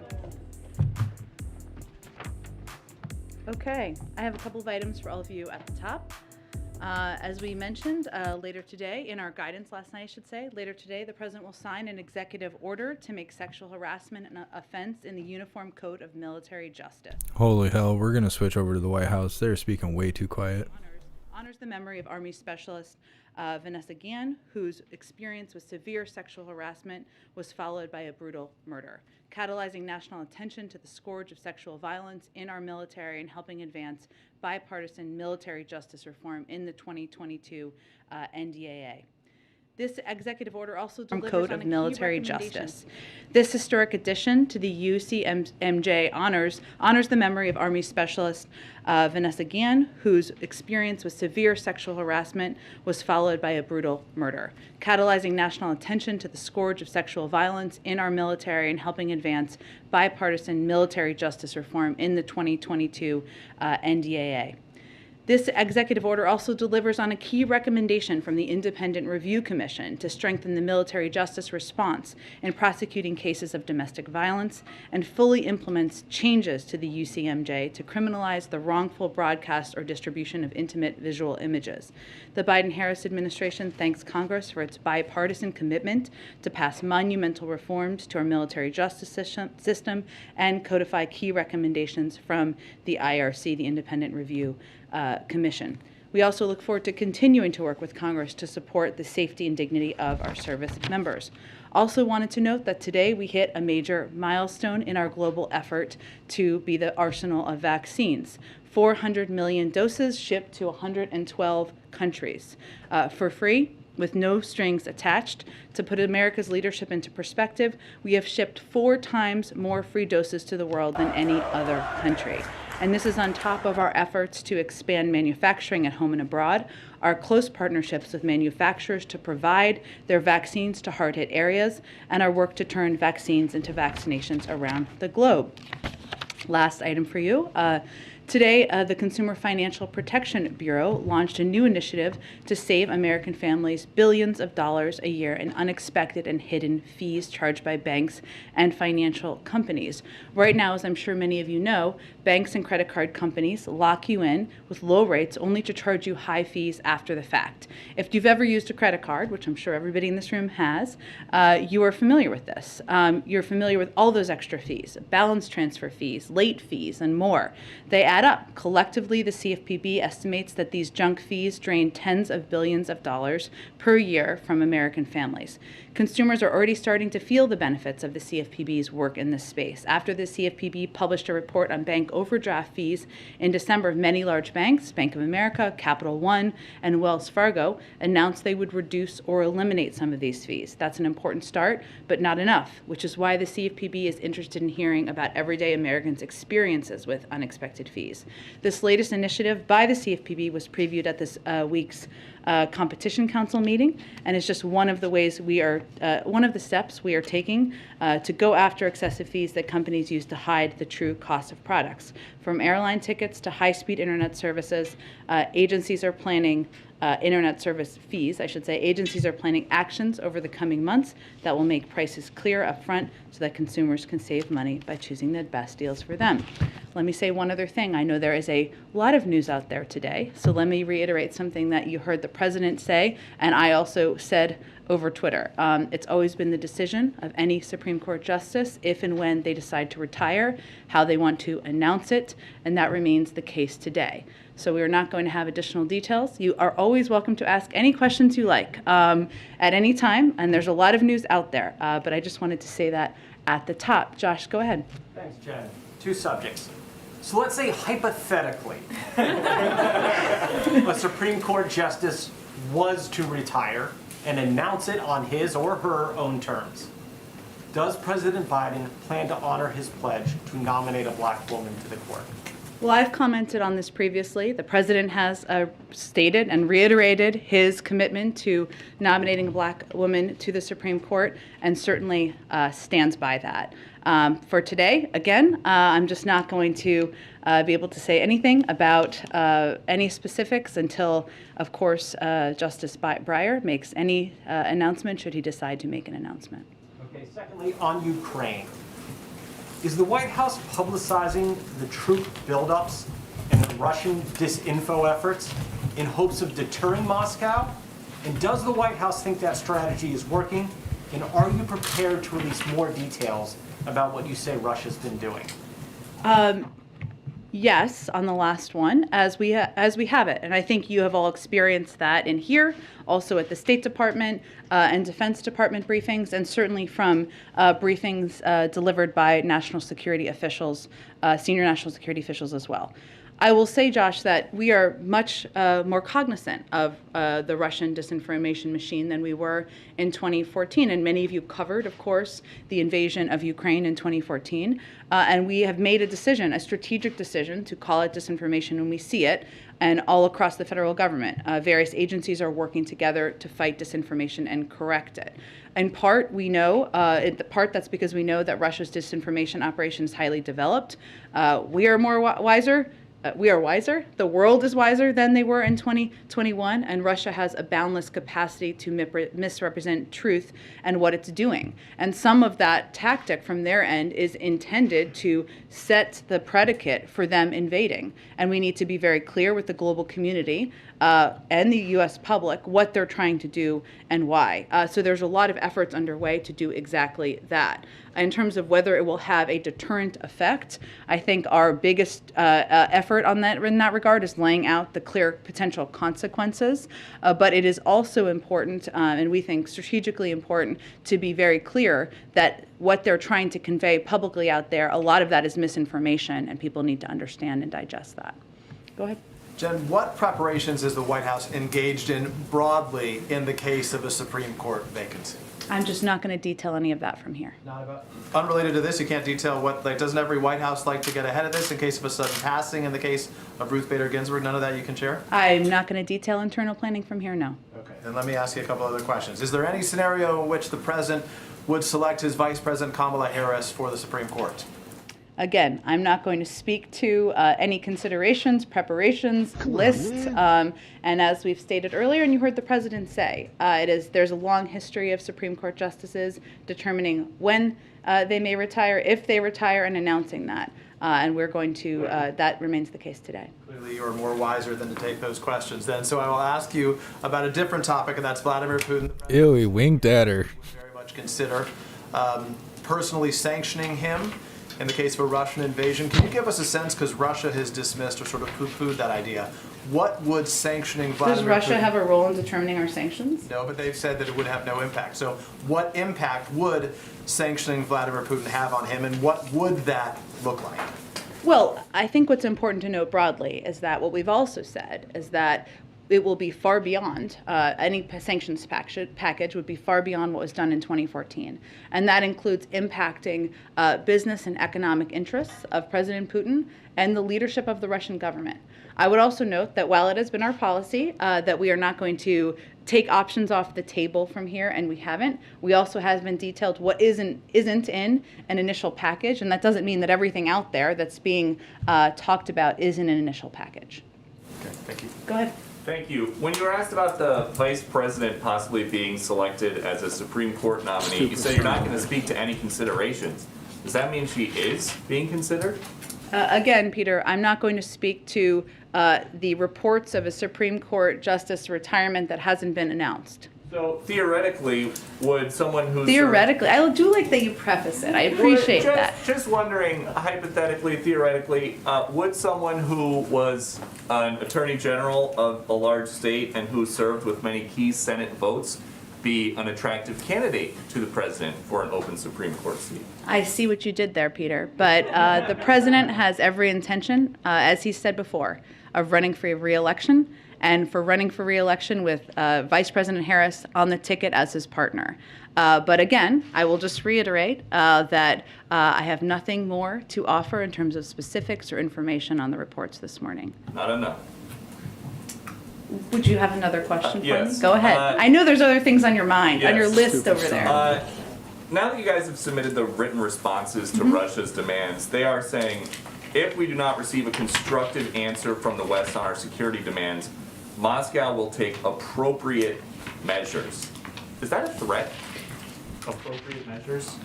Well, let me first say that The aggressor here, as maybe you're echoing in some ways or raising, is Russia. Russia has tens of thousands of troops at the border. They have the ability also to make the decision to de-escalate, to bring troops back from the border, to participate in good faith in a diplomatic conversation, and that would certainly be our preference. So them making threats, I think Secretary Blinken had a very good quote, or it made me laugh, that he gave a couple of days ago where he said it was like the fox threatening to attack the hens in the hen house because they were feeling threatened by the hens. But our objective is to give them paths and to take part in a diplomatic conversation in good faith. And as the Russians talk about appropriate measures, if one of those winds up being a Russian cyber attack, like DHS is warning about, would you guys consider that an act of war?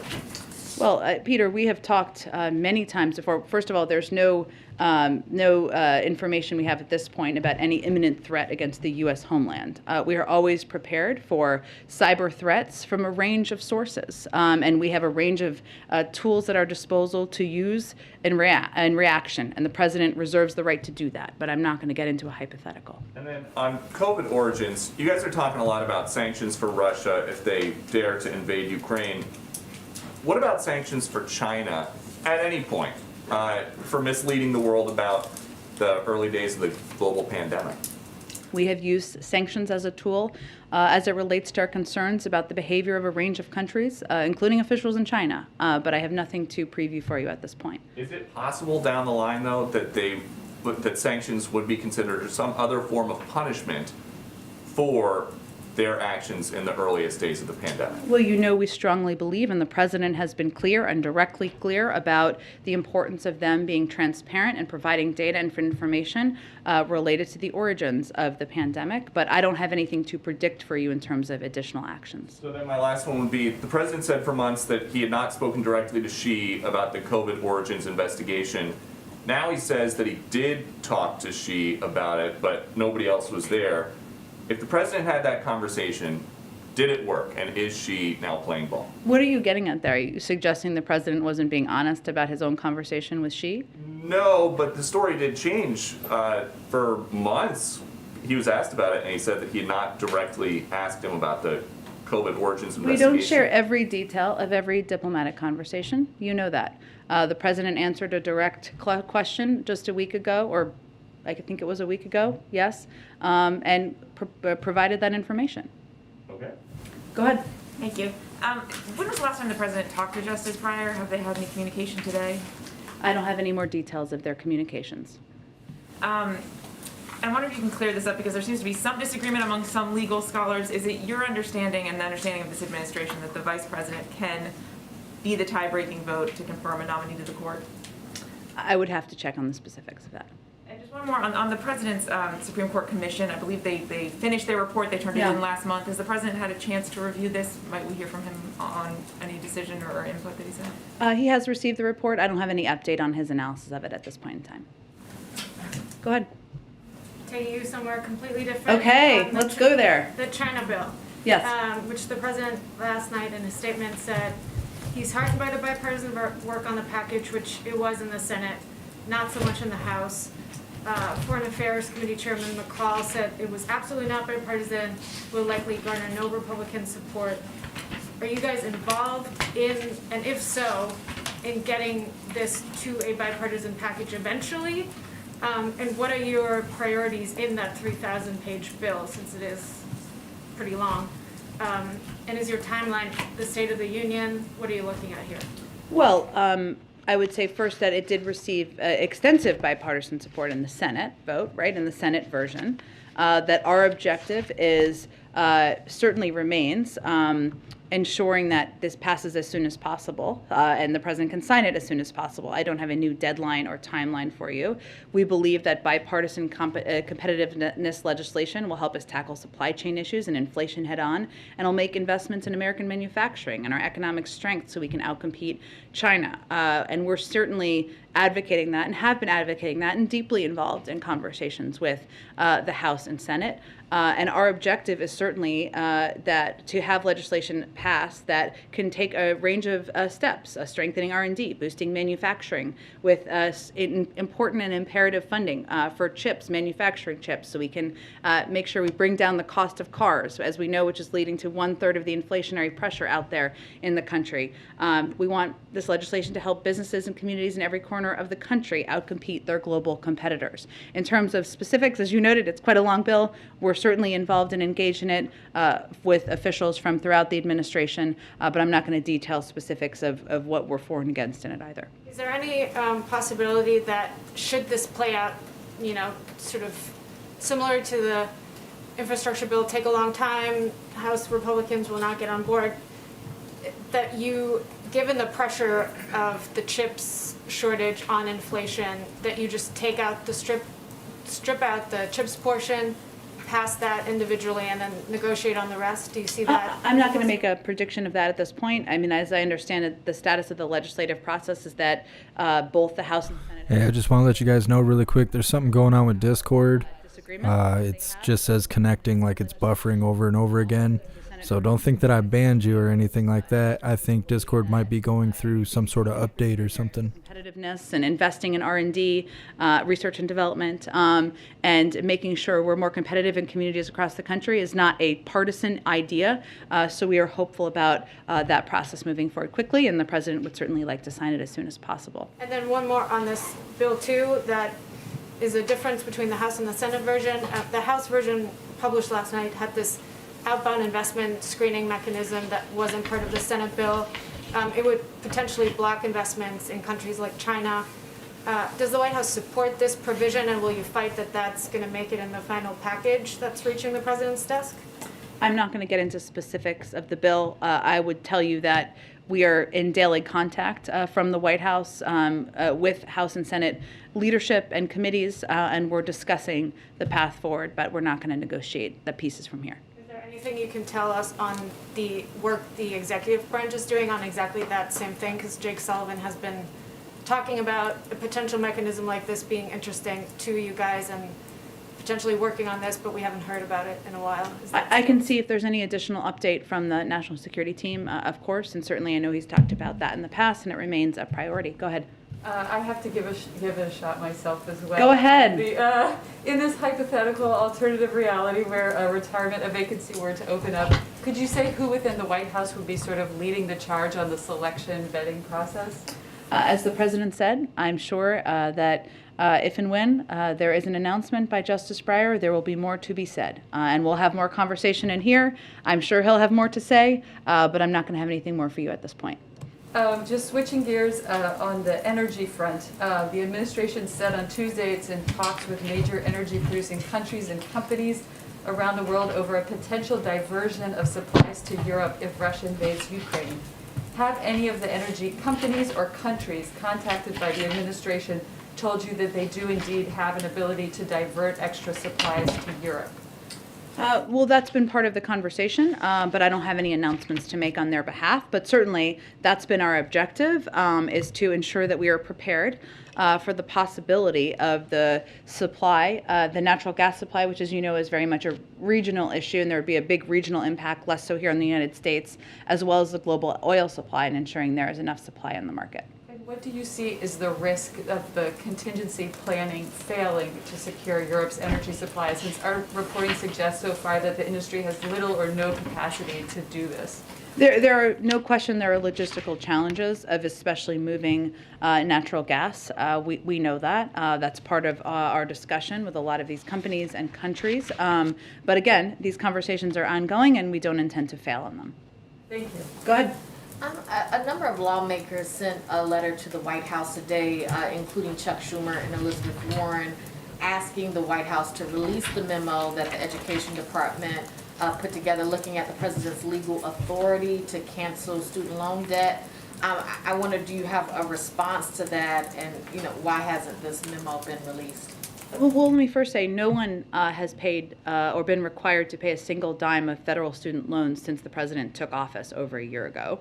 And I'll also add that our country is seeing one of the strongest economic recoveries in history, and the pause announced in December gives some breathing room for several more months to borrowers who are still coping with the pandemic. The Education Department will continue working to ensure a smooth transition to repayment. I would reiterate also that the President supports Congress, members of who sent the letter and others, sending him a bill that would provide $10,000 in debt relief, and he continues to look into what debt relief actions can be taken administratively. I'd also note that in terms of loans that have been forgiven since the president took office, beyond the pause on repayment, a total of $15 billion benefiting more than 675,000 student loan borrowers been part of the forgiveness. Borrower defense to repayment, $1.5 billion. Total and permanent disability repayments, loans forgiveness, I should say, $7.8 billion. ITT tech students, $1.3 billion.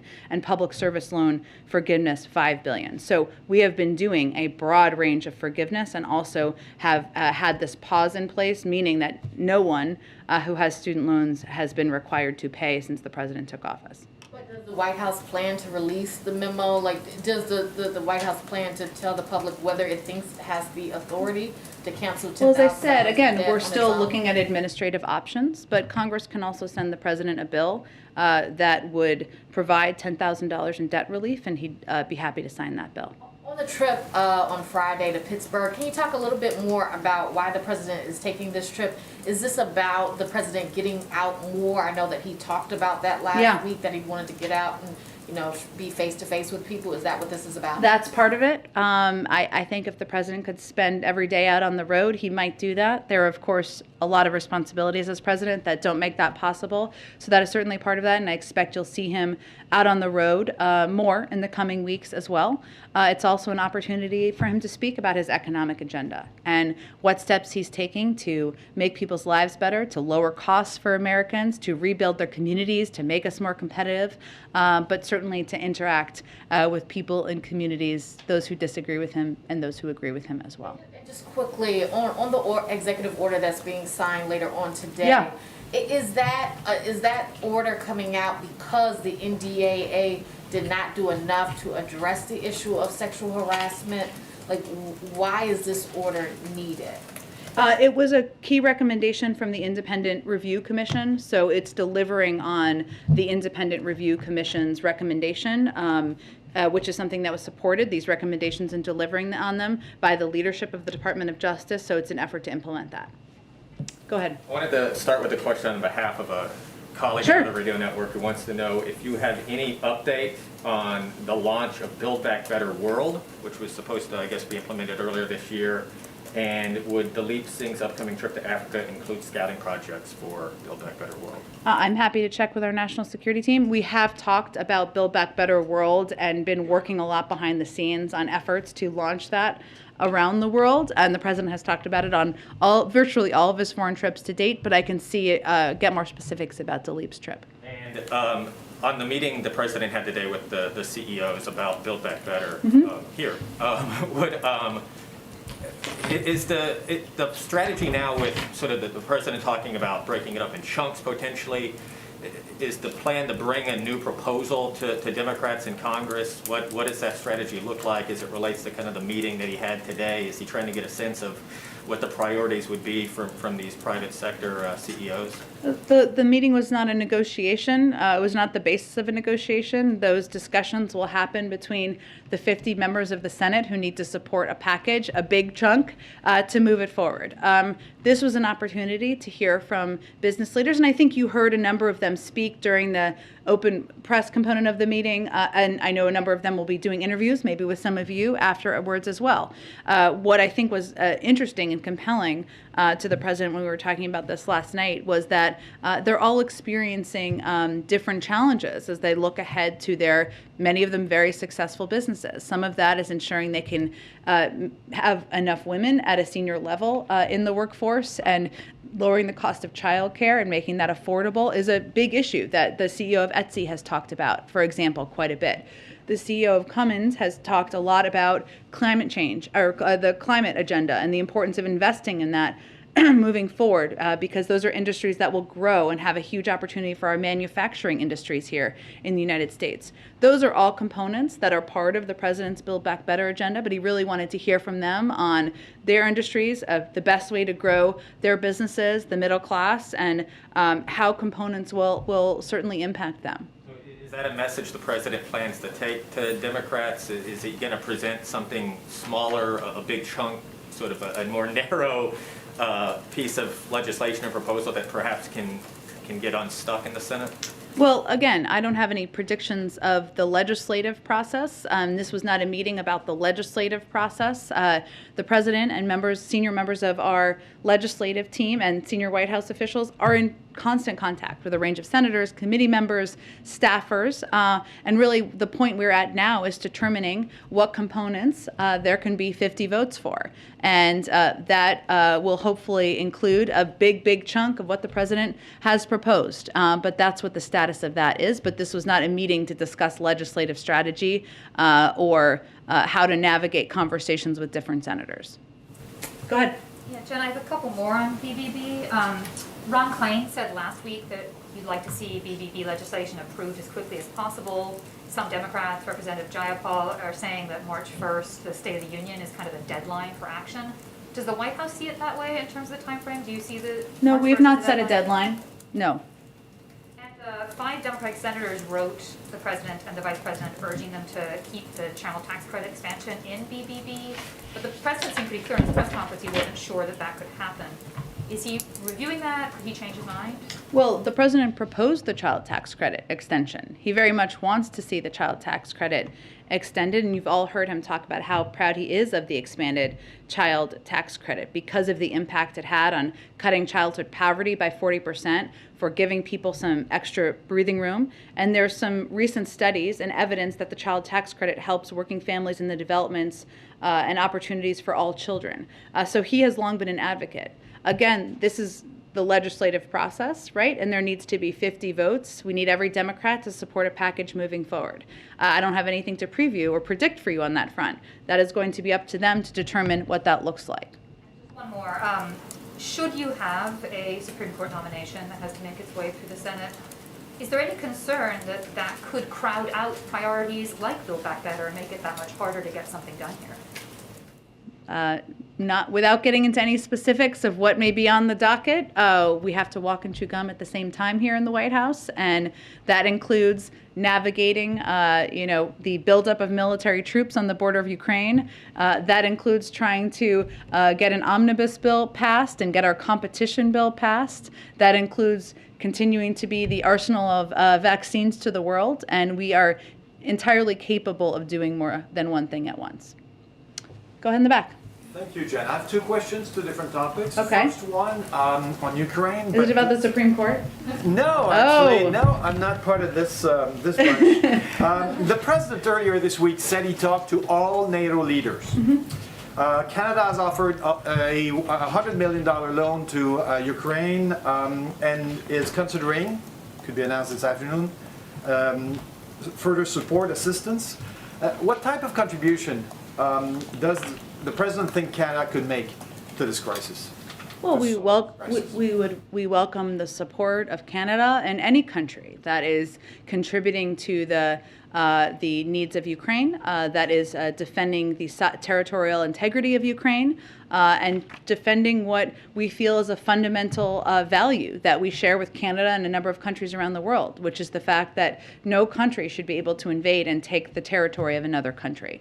So we're not going to assess what they should do or not do. Every country has different capacities, capabilities, legal authorities. We recognize that, but we certainly welcome their support for Ukraine. So the president hasn't asked for arms shipments or troop deployments? I'm not going to get into any more details of conversations. We just recognize that every country has different capabilities, capacities, authorities, and a range of contributions, and doing it in a coordinated way we think is very effective. I'd like to talk about, I have a question about Haiti. Okay. So Canada hosted an international meeting last week. Prime Minister Trudeau has called for immediate action to fix the security situation in Haiti. You know that in in the next 2 weeks, it would have been the end of President Jovenel Moïse's term if he hadn't been assassinated. What's the U.S. plan, particularly in terms of security, knowing that there's no newly elected president to swear in on February 7th? Well, let me first reference, and I think you're probably aware of this, but last week Deputy Secretary Wendy Sherman participated in a high-level ministerial hosted by Canada to discuss sustainable, inclusive solutions to the challenges faced by Haiti and Haitians. The ministerial was an opportunity for global leaders or high-level officials to reaffirm the continued international commitment to support Haiti as it confronts growing insecurity, works to restore its democratic institutions, and revives the country's economic development. We're also continue to work with Haitian authorities and international partners to provide additional assistance from the United States to the Haitian National Police to strengthen law enforcement, build up anti-gang operations, maintain peace and stability. And we have also, in response to heightened humanitarian needs in Haiti, USAID has provided more than $92 million in assistance in fiscal year 2021. So we're working on a range of channels, including in close coordination with other leaders about how we can help prop up humanitarian needs, address their security needs, and act in a coordinated way as Haiti looks to their future. Okay. Go ahead. Just a quick question on inflation. Many people believe that government spending is a big factor in the current inflation levels. Can you speak to concerns that spending plans that come out of Build Back Better aren't paid for and so could mean higher deficits and more inflation in the future? Aren't paid for? Build Back Better is paid for. Entirely. Okay. Can you speak to the concerns that are coming in that it's Who are not the concerns actually from, though? But who's saying it's not paid for? Because there have been a range of economists saying it's entirely paid for, and that has been a priority for the president. It has also been concluded by a number of Nobel laureates and experts from a range of economic experts on the outside that it will not contribute to inflation. So those are the global experts that we would point to, but there may be others suggesting something else, but I don't know who those people are. if those bills do pass, it will not raise taxes? Well, something being entirely paid for means that part of that is the highest income Americans, that companies would be asked to pay a little bit more. That has been part of the proposal and part of reforming the tax system to make it more fair. So they're also not expected to contribute to future inflation then? The Build Back Better bill, again, it's fully paid for. We would point to Nobel laureates and a range of global economists who have conveyed that it would not contribute to inflationary pressures. Go ahead. Thanks, Jen. I wanted to ask about the impact that President Biden's experience in foreign policy has on his handling of the current situation with Russia and Ukraine. Obviously, he served on the Senate Foreign Relations Committee. He was vice president when Russia invaded Crimea. He oversaw the end of the war in Afghanistan last year. Can you just talk about how those various experiences have informed his decision-making and his thinking on the situation currently with Russia and Ukraine? Absolutely. So one of the lessons learned I talked about a little bit earlier in response to Josh's question, which is the ability and the boundless capacity of Russia to misrepresent the truth and spread misinformation through a range of channels. I mean, they have a range of state-run media channels that are not just prevalent in Russia, but around Eastern Europe, across Europe. You can even find them in the United States. But even beyond that, this is a capacity that we've seen them utilize in 2014 and 2016 and many times in between. So one of the lessons that we have learned is certainly, and the president has learned, is certainly that it's important to call out this disinformation and to make clear to the American public, to the global community, what they're trying to do here and the fact that it is not accurate. They're trying to set the predicate for war. We've done that through a number of means. Last week, the administration announced sanctions on 4, of course, Ukrainian individuals. We also had a briefing, launched a website, released a fact sheet to educate the public on the Russia disinformation ecosystem. The FBI and DHS are coordinated with the intelligence community as well as state and local partners to ensure a common understanding of Russia disinformation and influence influence activities related to the situation in Ukraine. So that's one part. I'd also say that for the president, and this has been a priority for him since he came into office, building up our alliances and partnerships with the global community, ensuring that close coordination is front and center and is a priority, is something that he has learned through his time in foreign policy as the former chair of the Foreign Relations Committee, of course, as vice president, is imperative. And we believe that's proving to be very effective at this point in time. We've had more than 100, probably way more than that at this point, engagements with NATO partners, allies around the world, and we have a coordinated and strong approach to how we're approaching the buildup of troops on the border of Ukraine. So there are many lessons, but I would say those are two of the biggest ones. Right, and can I also ask about the China competitiveness bill Sure. that was mentioned earlier? Does the White House want to see Congress finish work on that before Build Back Better? Is there like a priority there in terms of getting that done? The president would like to sign it as soon as possible, but beyond that, I'm not going to get into an order of events. Go ahead. Thank you, Jen. I have a few questions. The first on the Supreme Court. Sure. Does the president believe that the current makeup of the court accurately reflects America's demographics? Well, I would say the president, as you know, asked for put together a commission that could review, that is a commission made of Democrats and Republicans of a range of legal views that could take a look at everything from the makeup of the court to how they select cases to the length of service to the size of the court. That's a report, as Mary asked about earlier, that he certainly has. I don't have an update on his review of that at this point in time.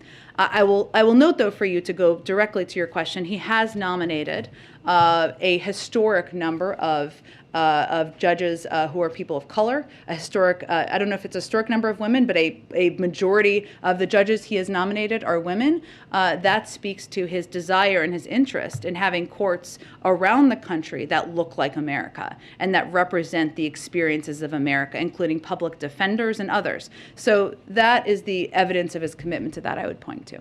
Is it the expectation of the president and the White House that whomever he would nominate for any hypothetical vacancy, that would be an appointment that Democrats could unify behind? Well, that's always the hope. If that opportunity presents itself. Go ahead in the back. Thanks, John. The pace of Americans who are getting booster shots has dropped by more than 50% since December, and public health experts are saying that one cause that might be behind that is confusion over the CDC's distinction between being fully vaccinated and being up to date on vaccinations. Folks with whom I've spoken say that initially describing the 2-dose regimen for mRNA vaccines may have been premature. Given what we now know about variants and breakthrough cases, was it a mistake to say that people were fully vaccinated back last year before we knew what the virus is going to do next? Well, it was not a decision made by the White House. It was a decision made by our public health experts at the CDC who make those definitions or determine those definitions. They've also said that the term fully vaccinated refers to your primary series. So that means being up to date on your vaccines, which is true if you have kids. I have kids, making sure they're up to date. When they go to the doctor, you ask them if they need any shots. That is true of when you need a booster shot. You need it a set number of months, depending on what vaccine you got, past your second dose. That's something we think American people are more than capable of keeping up to date on. It is also true that we think more people need to get boosters, that boosters are very effective in protecting against serious illness, hospitalization, and that is one of the most effective steps that can be taken. 70% of eligible seniors have gotten their boosters, but certainly it needs to be higher in other age groups. I do have one on the news today. I'm sorry, you gotta try. Don't need to be sorry. It's okay. You're doing your job. So, if Justice Breyer were to retire, one of the last cases that he'll face as a member of the Supreme Court obviously will be Dobbs versus Jackson, which court watchers are saying is likely to weaken or potentially overturn Roe v. Wade. If his potentially final opinion ends up being a dissent in the Dobbs case, what is the administration's plan to protect abortion access as best it can beyond trying to pass a congressional remedy, which I think, unless you guys have 10 extra senators lying around, might not be able to beat a filibuster? Well, without speaking to the future of the Supreme Court, what I will reiterate is that the president has been an advocate for codifying Roe. That's something he certainly thinks and hopes that Congress will act on. We've also taken steps and have announced steps in recent days even for HHS to amp up their support for providers across the country, and that's something we will continue to look for ways to do, but I'm not going to make a prediction of the outcome. Thanks, everyone. German Chancellor timing, do you guys have that? Not yet. Hopefully we'll have it soon. Thank you, Jen. Any response to the Fed signaling it will raise rates in mid-March? I would just say that the president, obviously the Fed is independent, and we stand by that, as does the president, that the Chairman Powell has indicated his plans to recalibrate in the past, and the president spoke last week to his support for that. Thank you, everyone.